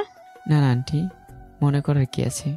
এই বয়সে সবাই একটু একটু তো শয়তানি দুষ্টুমি করেই থাকে। ঠিকই বলছো বাবা। জি আন্টি। তাহলে বাবা এখন তুমি শুয়ে পড়ো, অনেক রাত হয়ে গেছে। ঠিক আছে আন্টি। আর শোনো, রিমি আবার যদি দরজায় নক করে তাহলে দরজা খুলবে না, চুপ করে শুয়ে থাকবে। রিমি বাইরে থেকে কি করে করুক। আচ্ছা আন্টি। ওকে, এখন তাহলে যাও শুয়ে পড়ো। আচ্ছা। তারপর আমি রুমে এসে দরজাটা কোনো মতো ভিড়ে নিয়ে শুয়ে পড়লাম। চোখে একটু ঘুম ঘুম ভাব এসে গেছে। হঠাৎ আবারও দরজায় নক করার আওয়াজ শুনতে পেলাম। বুঝতে আর বাকি রইল না এটা রিমির কাজ। মনে মনে বললাম, হে রিমি, মেয়েটার আর কোনো কাজ নেই নাকি? খামাখা বিরক্ত করছে, নিজে ঘুমাচ্ছে না, আবার আমাকে ঘুমাতে দিচ্ছে না। আন্টির কথা মতো আর দরজা খুললাম না, চুপ করে শুয়ে থাকলাম। একটু পর দরজায় নক করার পরিমাণ আরও বেড়ে গেল। এবার আর চুপ থাকতে পারলাম না। রিমিকে উদ্দেশ্য করে বললাম, রিমি, দরজা নক না করে ভিতরে আসো, দরজা খোলাই আছে। শুধু শুধু দরজায় নক না করে রুমের ভিতরে এসে বলো কি বলবে। কথাগুলো বলার পর খেয়াল করলাম দরজা নক করা বন্ধ হয়ে গেছে। তার মানে রিমি আমার কথা শুনে চলে গেছে। যাক, বাঁচা গেল। আমি একটা স্বস্তির নিঃশ্বাস ফেলে ঘুমিয়ে পড়লাম। সকালবেলা ঘুম ভাঙলো পানি ছিটায়। মনে হলো কে যেন আমার উপর এক বালতি পানি ঢেলে দিয়েছে। আমি দরবার করে উঠে বসলাম। সত্যি সত্যি আমার শরীর ভেজা। আশেপাশে তাকিয়ে দেখার চেষ্টা করলাম কে এই মহৎ কাজটা করলো, কিন্তু কাউকে দেখতে পেলাম না। বিছানার আশেপাশে কিংবা ঘরের মধ্যে কেউই নেই, পুরো ঘর ফাঁকা, শুধু বিছানার পাশে একটা বালতি রাখা। আমি 100% নিশ্চিত এটা রিমির কাজ। রিমি ছাড়া এই কাজটার কেউ করতেই পারে না। আমার রিমির উপর ভীষণ রাগ উঠলো। ও পেয়েছে এটা কি? হ্যাঁ, সবসময় শুধু শয়তানি। ওকে কিছু বলা দরকার। আমি রাগে সাপের মতো ফুসফুস করতে করতে রুম থেকে বের হলাম। রুম থেকে বের হতে আন্টির সাথে দেখা। আন্টি আমাকে দেখে বললেন, কি ব্যাপার শাইন, তোমার এই অবস্থা কেন? পুরো শরীর ভেজা। সকাল সকাল গোসল করেছো নাকি? তা গোসল যখন করেছোই তাহলে ভেজা কাপড় পাল্টাবে না? এভাবে কাক ভেজা হয়ে ঘুরে বেড়াচ্ছ কেন? ঠান্ডা লেগে যাবে তো। আমি আন্টির কথা শুনে, না আন্টি, আমি গোসল করিনি। তাহলে তোমার শরীর ভেজা কেন? আসলে আন্টি আমি ঘুমোচ্ছিলাম, হঠাৎ কে যেন আমার উপর পানি ঢেলে দিয়েছে। সাথে সাথে আবার ঘুম ভেঙে যায়। আমি তাড়াহুড়ো করে বিছানা থেকে উঠে দিকে আশেপাশে কেউ নেই। কে যেন আমার গায়ে পানি দিল। এটা রিমি ছাড়া আর কি করবে? তারাও, ওকে মজা দেখাচ্ছি। কথাটা বলে আন্টি রিমির রুমের দিকে যেতে লাগলো। আমি আন্টির পিছু পিছু গেলাম। রিমির রুমে গিয়ে দেখি রিমি মনোযোগ দিয়ে বই পড়ছে। আমি অবাক হলাম, রিমি পড়ছে? বাবা, মনে মনে বললাম, সকাল সকাল শয়তানি করে এখন আবার সাধু সাদা হচ্ছে। এদিকে আন্টি রিমির দিকে কিছুক্ষণ অবাক হয়ে তাকিয়ে থেকে দরাম করে বইটা বন্ধ করে দিলেন। তারপর কড়া গলায় বললেন, আচ্ছা রুমি, তুই কি কোনো দিনই ভালো হবি না? আন্টির কথা শুনে রিমি ভুরু কুচকে আমাদের দিকে তাকালো, এমন ভাব করলো যেন কিছুই জানে না। কি হয়েছে মা? সকাল সকাল রুমে এসে ভাষণ দিচ্ছ কেন? লজ্জা করে না এত বড় একটা কাণ্ড ঘটিয়ে কথা বলতে? আমি আবার কি কাণ্ড ঘটিয়েছি? এমন ভাব করছিস যেন কিছুই জানিস না। জানি না তো, তাই ভনিতা না করে বলো কি হয়েছে, আমি কি করেছি? কেন, তুই কি করেছিস জানিস না বুঝি? আজব তো, না বললে জানবো কেমন করে? তুই শাহিনের গায়ে পানি দিয়েছিস কেন? আন্টির কথা শুনে রিমি আমার দিকে ভুরু কুচকে তাকালো, বিরক্ত হয়ে বলল, আমি কেন স্যারের গায়ে পানি দিতে যাব? আমার কি খেয়ে দিয়ে কোনো কাজ নেই নাকি? আবার মিথ্যা বলছিস? আজব তো, মিথ্যা কেন বলবো? আচ্ছা, তোমরা আমার সাথে কি শুরু করেছো বলো তো? গতকাল মাঝরাতে ঘুম থেকে ডেকে তুলে বললে আমি নাকি স্যারের রুমের দরজায় নক করেছি, স্যারকে বিরক্ত করেছি, তারপর বিনা দোষে আমাকে অনেক কথা শোনালে, আবার এখন এসে বলছো আমি স্যারের গায়ে পানি দিয়েছি। এসব কি মা? আমি কেন স্যারের সাথে এমন শয়তানি করব? উনি আমার স্যার হন, দুলাভাই নয় যে ওনার সাথে এমন মজা করব। তাছাড়া আমাকে তোমার কি মনে হয় আমি শয়তান মেয়ে? মোটেও না। আরে আমার মতো ভদ্র মেয়ে সারা বাংলাদেশ আর একটাও খুঁজে পাবে না। কথাগুলো বলে রিমি আচমকা আমাকে চোখ টিপ মারলো। আমি যেন ভ্যাবাচাকা খেয়ে গেলাম, মনে মনে বলছি, কি শয়তান মেয়ে, মিষ্টি মিষ্টি কথা বলছে, আবার দুষ্টুমি করছে। এদিকে রিমির এমন চাপা মার্কে কথা শুনে আন্টি রেগে মেগে পুরো আগুন হয়ে গেছেন। ধমক দিয়ে রিমিকে বললেন, শয়তান মেয়ে, একে তো তোর স্যারের সাথে বেয়াদবি করেছিস, আবার বড় বড় কথা বলিস। দাঁড়া, তোর কথা আমি বের করছি। কথাগুলো বলে আন্টি রিমিকে মারতে যাবে, তখন আমি আন্টিকে থামিয়ে দিলাম। কি করছেন আন্টি, মারছেন কেন? একে তো মারাই উচিত। বাদ দেন আন্টি, চলেন এখন। আমি আন্টিকে নিয়ে রিমির রুম থেকে চলে এলাম। বাইরে এসে আন্টি হতাশ গলায় বললেন, এই মেয়েটাকে নিয়ে আমি কি করব বুঝতে পারছি না। কি আর করবেন, সহ্য করে নিন। আর কত সহ্য করব? জ্বালিয়ে মারলো আমাকে। হ্যাঁ আন্টি, ভবিষ্যতে আমাকেও জ্বালিয়ে মারবে, বিড়বিড় করে বললাম। কিছু বললে বাবা? কই না তো আন্টি। ও তারপর আমি আর কিছু না বলে রুমে চলে আসলাম। ফ্রেশ হয়ে ছাদে গেলাম। ছাদে এসে ফুলের গাছ আর ফুলগুলো দেখতে লাগলাম। কি সুন্দর সুন্দর ফুল। একটু পর দেখলাম রিমি কার সাথে যেন ফোনে কথা বলতে বলতে ছাদে আসছে। ছাদে এসে রিমি আমার থেকে খানিকটা দূরে দাঁড়িয়ে কথা বলতে লাগলো। আমি রিমির কথাগুলো শোনার চেষ্টা করলাম। রিমি জোরে জোরে বলছে, এই বান্তর, সারটা কি তোর বাপের? তুই সাথে কি করিস? বাড়ি ভাড়া নিয়েছিস, বাড়িতে থাকবি, সাথে কেন এসেছিস? আবার সাথে এসে আমার ফুলের গাছে হাত দিস? তোর সাহস তো কম না? ইচ্ছে করছে তোর হাত ভেঙে গলায় ঝুলিয়ে দেই। কথাগুলো বলেই রিমি একটু দম নিল, তারপর আবারও বলা শুরু করলো, জানিস না এই সারটা আমার? এখানে বাইরের কেউ অ্যালাও না। তাহলে কোন সাহসে তুই সাথে পা রেখেছিস? তোর সাহস দেখে আমি রীতিমতো অবাক হয়ে যাচ্ছি। আমাদের বাড়িতে থেকে আমার উপরেই হুকুম চালাতে চাস? আবার আমার মার কাছে পিছালো দিস? শালা বান্দর, উজবুকের ঢ্যাঁড়স, আফ্রিকান কুত্তা, উগান্ডার কালা গরু, নাইজেরিয়ান হাতি, তোকে আমি মেরে কিমা বানাবো। একটা কথা কান খুলে শুনে রাখ, এই রিমি তোর সাহসের ধার ধারে না, বুঝলি? নেক্সট টাইম সাথে পা রাখলে বুলডোজার দিয়ে পা গুঁড়ো গুঁড়ো করে দিব, কথাটা মাথায় রাখিস। রিমি সব কথা বলে ফোন রেখে দিল। তারপর আমার দিকে তাকালো। আরে স্যার, আপনি এখানে হাওয়া খেতে এসেছেন বুঝি? খান খান, বেশি করে খান। আমাদের স্বাদের হাওয়া এই একেবারে ফার্স্ট ক্লাস। জানি। তা কার সাথে কথা বলতেছিলে? আমার এক বন্ধুর সাথে। কি বলবো স্যার, ছেলেটা এক নম্বরের ফালতু। ও, নাম কি? সুমন। ও, ভালো। তারপর আমি আর কিছু না বলেই ছাদ থেকে নেমে আসলাম। আমি জানি রিমি এসব কথাগুলো ইনডাইরেক্টলি আমাকে বলতেছিল। রিমি কোনো সুমন টমনের সাথে কথা বলতেছিল না। তবে আমি একটা জিনিস বুঝতেছি না, রিমি কেন আমার সাথে এমনটা করছে? আমি কি করেছি? এসব ভেবে আমার মন খারাপ হয়ে গেল। আমি রুমে এসে মন খারাপ করে বসে থাকলাম। কিছুক্ষণ পর আন্টি খেতে ডাকলেন। সবাই মিলে একসাথে সকালের খাবার খেলাম। খাওয়া দাওয়া শেষ করে রেডি হয়ে আমি আর রিমি কলেজের উদ্দেশ্যে রওনা দিলাম। আজ আমার এই কলেজে প্রথম ক্লাস। খুব অস্থির অস্থির লাগছে। মনের মধ্যে একটা অজানা ফিলিংসও কাজ করছে, এক আলাদা অনুভূতি যা বলে প্রকাশ করা যাবে না। একটু পর আমরা কলেজে এসে পৌঁছালাম। তারপর রিমি ওর ক্লাসরুমের দিকে চলে গেল আর আমি আমার ক্লাসরুমের দিকে। আমি তাড়াহুড়ো করে ক্লাসরুমে ঢুকতে একটা মেয়ের সাথে ধাক্কা লেগে গেল। ধাক্কা লাগার সাথে সাথেই আমি আর মেয়েটা দুজনেই ফ্লোরে পড়ে গেলাম। কোমরে প্রচণ্ড ব্যথাও লাগলো। মাথাটা কেমন যেন ঝনঝনিয়ে উঠল। চোখের সামনে সর্ষে ফুল দেখতে লাগলাম। আমি কোনো মতো উঠে দাঁড়ালাম। তারপর মেয়েটার দিকে তাকালাম। মেয়েটা এখনও ফ্লোরে পড়ে আছে। আমি মেয়েটার দিকে হাত বাড়িয়ে তাকে উঠতে সাহায্য করতে চাইলাম। মেয়েটা আমার হাত না ধরে একাই উঠে দাঁড়ালো। তারপর এদিক এদিক দেখে ঠাস করে আমার গালে চর বসিয়ে দিল। আমি তো বেবাচাকা খেয়ে গেলাম। ঘটনার আকস্মিকতায় একদম বোকা বনে গেলাম। আমার কি বলা উচিত ভেবে পেলাম না। শুধু অবাক দৃষ্টিতে মেয়েটার দিকে তাকিয়ে রইলাম। এদিকে ক্লাসের সব ছাত্রছাত্রীরা আমাদের দুজনের দিকে হা হয়ে তাকিয়ে আছে। অনেকে আবার মুখ টিপে হাসছে। 2-3 জন সিটিও মারলো। এমন একটা লজ্জাজনক পরিস্থিতিতে আমার মুখ দিয়ে কোনো কথাই বের হলো না। একদম বোকা হয়ে ঠায় মেয়েটার সামনে দাঁড়িয়ে থাকলাম। মেয়েটা আমার কাছে দুপা এগিয়ে এসে কড়া গলায় বলল, মেয়ে দেখলেই গায়ে পড়তে ইচ্ছে করে, তাই না? লজ্জা করে না এসব করতে? বাড়িতে মা বোন নেই? মেয়েটার এমন কঠিন কথা শুনে ঢোক গেলাম। আসলে আমি আপনাকে দেখতে পাইনি, একটু তাড়া ছিল তো। আমার কথা শুনে মেয়েটা মুখ বাঁকা করে বলল, দেখতে কেন পাবি? মেয়ে মানুষ দেখলেই তো তোরা কানা হয়ে যাস, দেখতে পাস না, চোখে ছানি পড়ে। আপনি যেমনটা ভাবছেন তেমনটা নয়, আমি সত্যি আপনাকে দেখতে পাইনি। হইছে, আর মিথ্যা বলতে হবে না। তোদের মতো ছেলেদের চেনা আছে আমার। সরি বল। আচ্ছা সরি, প্লিজ সবার সামনে সিনক্রেট করবেন না, সবাই দেখছে। মেয়েটা এবার আশেপাশে তাকিয়ে এক নজর সবাইকে দেখলো। তারপর আমার দিকে তাকিয়ে কঠিন স্বরে বলল, ঠিক আছে, এবারের মতো ক্ষমা করে দিলাম। নেক্সট টাইম চোখ কান খোলা রেখে চলাচল করবি। উজবুকের মতো আকাশের দিকে তাকিয়ে চলবি না, বুঝলি? জি।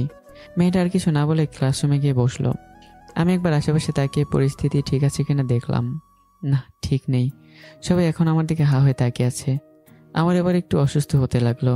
মনে মনে বললাম, আমি কি এলিয়েন নাকি যে আমার দিকে এভাবে তাকিয়ে থাকতে হবে?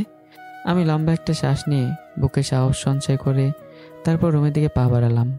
আশেপাশে এক পলক তাকিয়ে পিছনের বেঞ্চে গিয়ে বসলাম। মনটা প্রচণ্ড খারাপ। কলেজের প্রথম দিনই সবার সামনে এভাবে অপমানিত হতে হবে ভাবিনি। আমার মেয়েটার উপর খুব রাগ উঠল। কি দরকার ছিল সবার সামনে চর মারার? গুন্ডি মেয়ে একটা, এত জোরে চর কেউ মারে? আমি আমার ভুলের জন্য তো ক্ষমাও চাইলাম, তারপরও কেন মারতে হবে?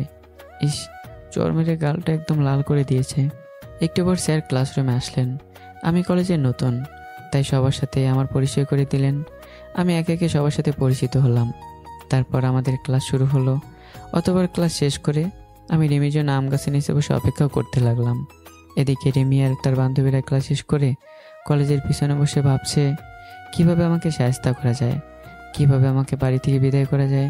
কিছুক্ষণ ভাবার পর রিমির বান্ধবী ইতু বলল, আচ্ছা রিমি, তোর ছাড়ের পকেট ফাঁকা করলে কেমন হবে রে? মানে ঠিক বুঝলাম না। আরে বোকা, আমরা সবাই যদি তোর ছাড়ের টাকায় ফুচকা খাই তাহলে কেমন হবে?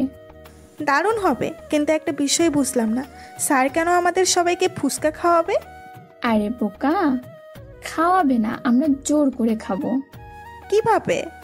শোন, আমরা সবাই মিলে জোর করে তোর ছাড়কে নিয়ে ফুচকা খেতে যাব। তারপর? তারপর আমরা ফুচকা খেয়ে চলে আসবো আর তুই বিল দিতে যাবি।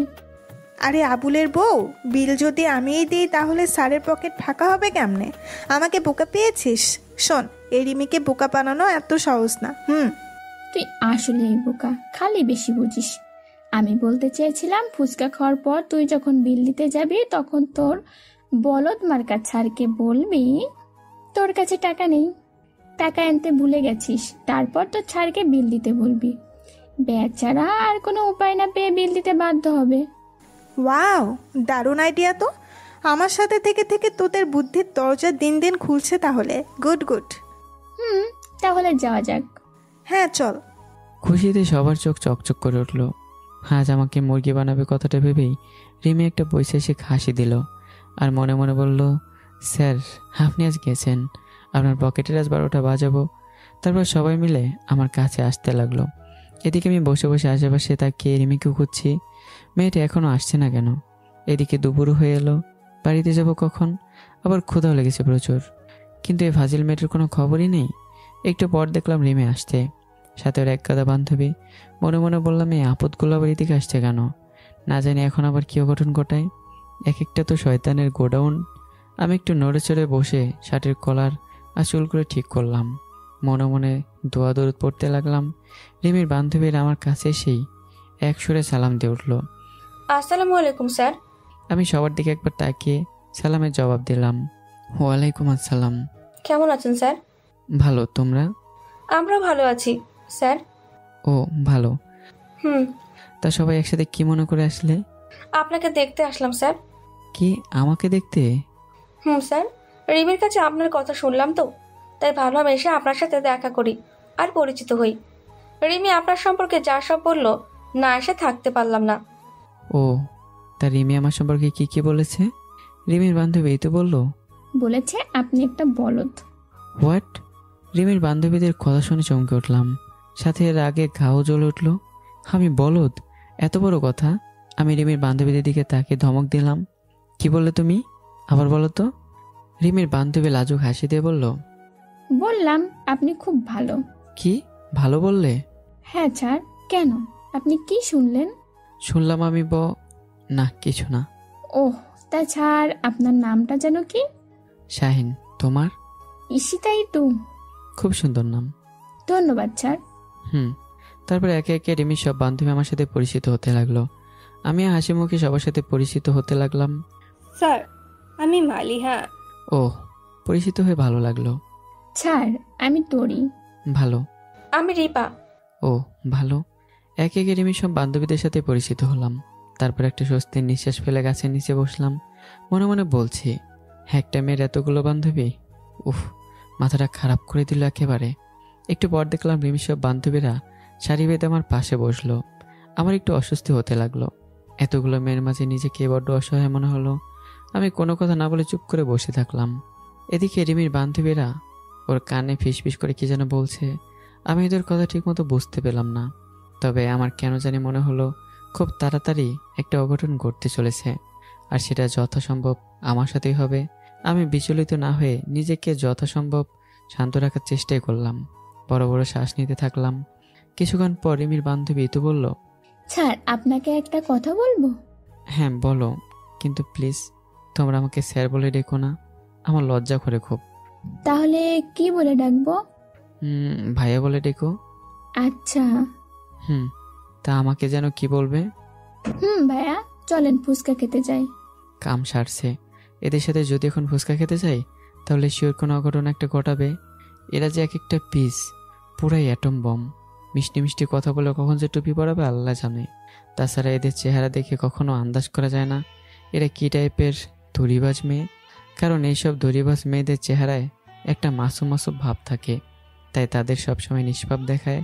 যে কারণে এরা কখন গোল খেয়ে ছেড়ে দেবে সেটা বোঝাই যাবে না। এরা হচ্ছে মিষ্টিভাষী শয়তান। এছাড়াও এদের লিডার রিমি তো আছেই। ওর কথা আর কী বলবো, ওর সম্পর্কে বলতে গেলে দিন পেরিয়ে রাত নেমে আসবে। ফাজিল মেয়ে একটা। আমি নিশ্চিত কোনোদিন যদি শয়তানি করার প্রতিযোগিতা হয় তাহলে রিমি সেখানে ফার্স্ট হবে। আর এইসব ফাজিল মেয়ে বলছে আমাকে ওদের সাথে ফুচকা খেতে হবে। How funny! আমাকে কি পাগল মনে হয়? আমি এদের সাথে ফুচকা খেতে যাই আর এরা সবাই মিলে আমাকে বাস দিক, তাই না? অতটা বোকা তো আমি না। আমি রিমির বান্ধবী ইতুকে বললাম ফুচকা খেতে যাবে, যাও, আমাকে কেন বলছো? আপনিও আমাদের সাথে চলেন। না না, আমি যাব না। কেন ভাইয়া? কেন আবার? ফুচকা খাবে তোমরা, তাহলে আমি কি কি করব? আপনিও খাবেন? না, আমার এসব ফুচকা টুচকা খেতে ভালো লাগে না, তোমরা যাও। চলেন না ভাইয়া, আমাদের কলেজের ফুচকা খুব ভালো, একবার খেয়েই দেখেন, আমি গ্যারান্টি দিচ্ছি আপনার ভালোই লাগবে। না, তোমরা যাও। প্লিজ, না করবেন না, চলেন না ভাইয়া, প্লিজ প্লিজ প্লিজ। আরে বললাম তো যাব না, কেন জোর করছো? বুঝতে পেরেছি আপনি ভয় পেয়েছেন। এই তোর কথা শুনে অবাক হলাম। ভয়? কিসের ভয়? আপনি হয়তো মনে করছেন আমরা সবাই আপনার টাকায় ফুচকা খাবো, তাই আপনি ভয়ে আমাদের সাথে ফুচকা খেতে যেতে চাচ্ছেন না। ইতুর কথা শুনে কিছুটা লজ্জা পেলাম। মেয়েটা বুঝে গেছে আমি কেন যেতে চাইছি না। আরে সেরকম কিছু না, আমি তো এমনিই যেতে চাইছি না। থাক, আর বলতে হবে না, আমরা বুঝে গেছি। তবে আপনাকে একটা কথা বলে রাখি, আমরা আপনার টাকায় ফুচকা খাবো না, রিমি আমাদের সবাইকে ফুচকা খাওয়াবে। আপনি আমাদের ভাইয়ের মতো, তাই আপনাকে নিয়ে যেতে চাচ্ছি, তাই না রিমি? স্যার, চলেন না যাই, সবাই এত করে যখন বলছে। আজকে থাক, কালকে সবাই মিলে ফুচকা খাবো, কেমন? ধুর স্যার, চলেন তো। রিমি আমাকে আর কিছু বলার সুযোগ না দিয়ে টানতে টানতে নিয়ে যেতে লাগলো। আমি বাধ্য ছেলের মতো রিমির সাথে যেতে লাগলাম। জানি না কেন আমার মনের ভিতরে কজনা ভয় কাজ করতে লাগলো। মনে হচ্ছে আমার সাথে খুব খারাপ কিছু একটা করতে চলেছে, কিন্তু কি সেটা? একবার ভাবলাম জোর করে এখান থেকে চলে যাই, আবার ভাবলাম থাক, দরকার নেই, দেখি কি হয়। আমি, রিমির বান্ধবী, আমরা সবাই মিলে কলেজের বাইরে রাস্তার পাশে একটা ফুচকার দোকান, সেখানে গিয়ে বসলাম। রিমি আমাদের সবার জন্য ফুচকা অর্ডার দিল। মিনিট 10 পরে ফুচকাওয়ালা আমাদের সবাইকে ফুচকা দিল। ফুচকার প্লেট হাতে পাওয়ার সাথে সাথে রিমির বান্ধবীরা গপাগপ ফুচকা খেতে লাগলো। আমি সবার খাওয়া দেখে একদম হা হয়ে গেলাম।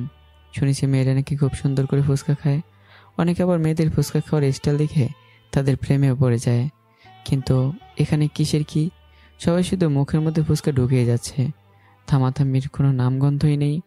মনে মনে রিমির বান্ধবীদের এক গাদা গালি দিয়ে বললাম, তোদের সবার চেয়ে রাক্ষসী রানী কটকটি বহুত ভালো আছে, তোদের মতো এত খাই খাই করে না। তোরা তো দেখছি রাক্ষসী রানী কটকটির চেয়েও অনেক বড় রাক্ষসী, এভাবে কেউ ফুচকা খায়? দেখে তো মনে হচ্ছে জীবনে কোনোদিন ফুচকাই খাসনি। এদিকে ফুচকাওয়ালার হয়েছে জ্বালা, একা মানুষ এক হাতে এতজনকে ফুচকা দিয়ে সেরে উঠতে পারছে না, কাকে রেখে কাকে দেবে ভেবেই পাচ্ছে না। বাবারা কি ফুচকা খায়? এমন পরিস্থিতি দেখে আমার খুব হাসি পেল। মনে মনে বললাম, তোরা তো খাস না রে বোন, বেশি খেলে পাতলা পায়খানা হয়ে যাবে। তোদের ফিগারের দিকে একটু নজর দে, এক একটা তো ড্রাম আর আটার বস্তা, যেভাবে খাচ্ছিস নিশ্চিত ফিরে যাবে। ফুচকা খাওয়া শেষ করে রিমির সব বান্ধবীরা বিদায় জানিয়ে যে যার মতো চলে গেল। শুধু আমি আর রিমি বসে থাকলাম। একটু পর ফুচকালা রিমির হাতে বিল ধরিয়ে দিল। এবার বিল দেওয়ার পালা। আমি আর চোখে বিলের কাগজের দিকে তাকালাম। 1050 টাকা বিল। যাক, কম টাকায় বিল এসছে। আমি তো ভেবেছিলাম যেভাবে খাচ্ছে না জানি কত টাকা বিল আসে। ফুচকালা বিল নেওয়ার জন্য চাতক পাখির মতো রিমির দিকে চেয়ে আছে, কিন্তু রিমি বিল না দিয়ে আমার দিকে তাকিয়ে আছে। আমি বুড়ো কুসকে বললাম, কি ব্যাপার, এভাবে তাকিয়েছো কেন? রিমি কোনো কথা না বলে চোখ সরিয়ে নিল। ফুচকালার দিকে তাকিয়ে বলল, চাচা একটু পর বিল দিচ্ছি। ফুচকালা মাথা নাড়িয়ে দোকানের কাজে মন দিল। আর রিমি কিছুক্ষণ এদিক ওদিক তাকিয়ে থেকে আমাকে বলল, স্যার একটা কথা বলবো? আমি চোখে চোখ রেখে বললাম, হ্যাঁ বলো। রিমি একটু দম নিয়ে মিষ্টি কণ্ঠে বলল, স্যার আপনার কাছে টাকা আছে? কেন? আসলে স্যার আমি পার্সের টাকা খুঁজে পাচ্ছি না, টাকাটা কোথায় যে রেখেছি। হোয়াট, টাকা খুঁজে পাচ্ছ না? রিমি মুখ কালো করে বলল, না স্যার। ভালো করে খুঁজে দেখো। নেই স্যার, অনেক খুঁজলাম, মনে হয় বাড়িতে রেখে এসেছি। তাহলে এখন কি হবে? দোকানদার যদি বিল না পায় তাহলে তো মেরে আমাদের দুজনকে ভর্তা বানাবে। মারবে না স্যার, একটা উপায় আছে। আমি মনে কৌতূহল নিয়ে রিমিকে বললাম, কি উপায়? না মানে আপনি বিলটা দিয়ে দিন প্লিজ। রিমির কথা শুনে চোখ বড় বড় হয়ে গেল। আমি জানতাম রিমি এমনই একটা কাণ্ড ঘটাবে, তাই এদের সাথে আসতে চাইছিলাম না। এখন ফুচকার বিল আমাকে দিতে হবে। মনে মনে ভাবলাম কিছু একটা করতে হবে। আমি কেন বিল দেব? রিমির বান্ধবীরা খেয়েছে তাই রিমি বিল দেবে। টাকা থাকুক কিংবা না থাকুক সেটা রিমি বুঝে নেবে। আমি কড়া গলায় রিমিকে বললাম, আমার কাছে অত টাকা নেই।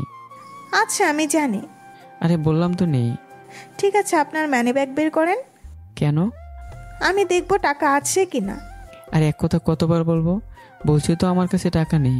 মানি ব্যাগে মনে হয় 20-30 টাকা হতে পারে। আমি বিশ্বাস করি না, আপনি মানি ব্যাগ দেখান।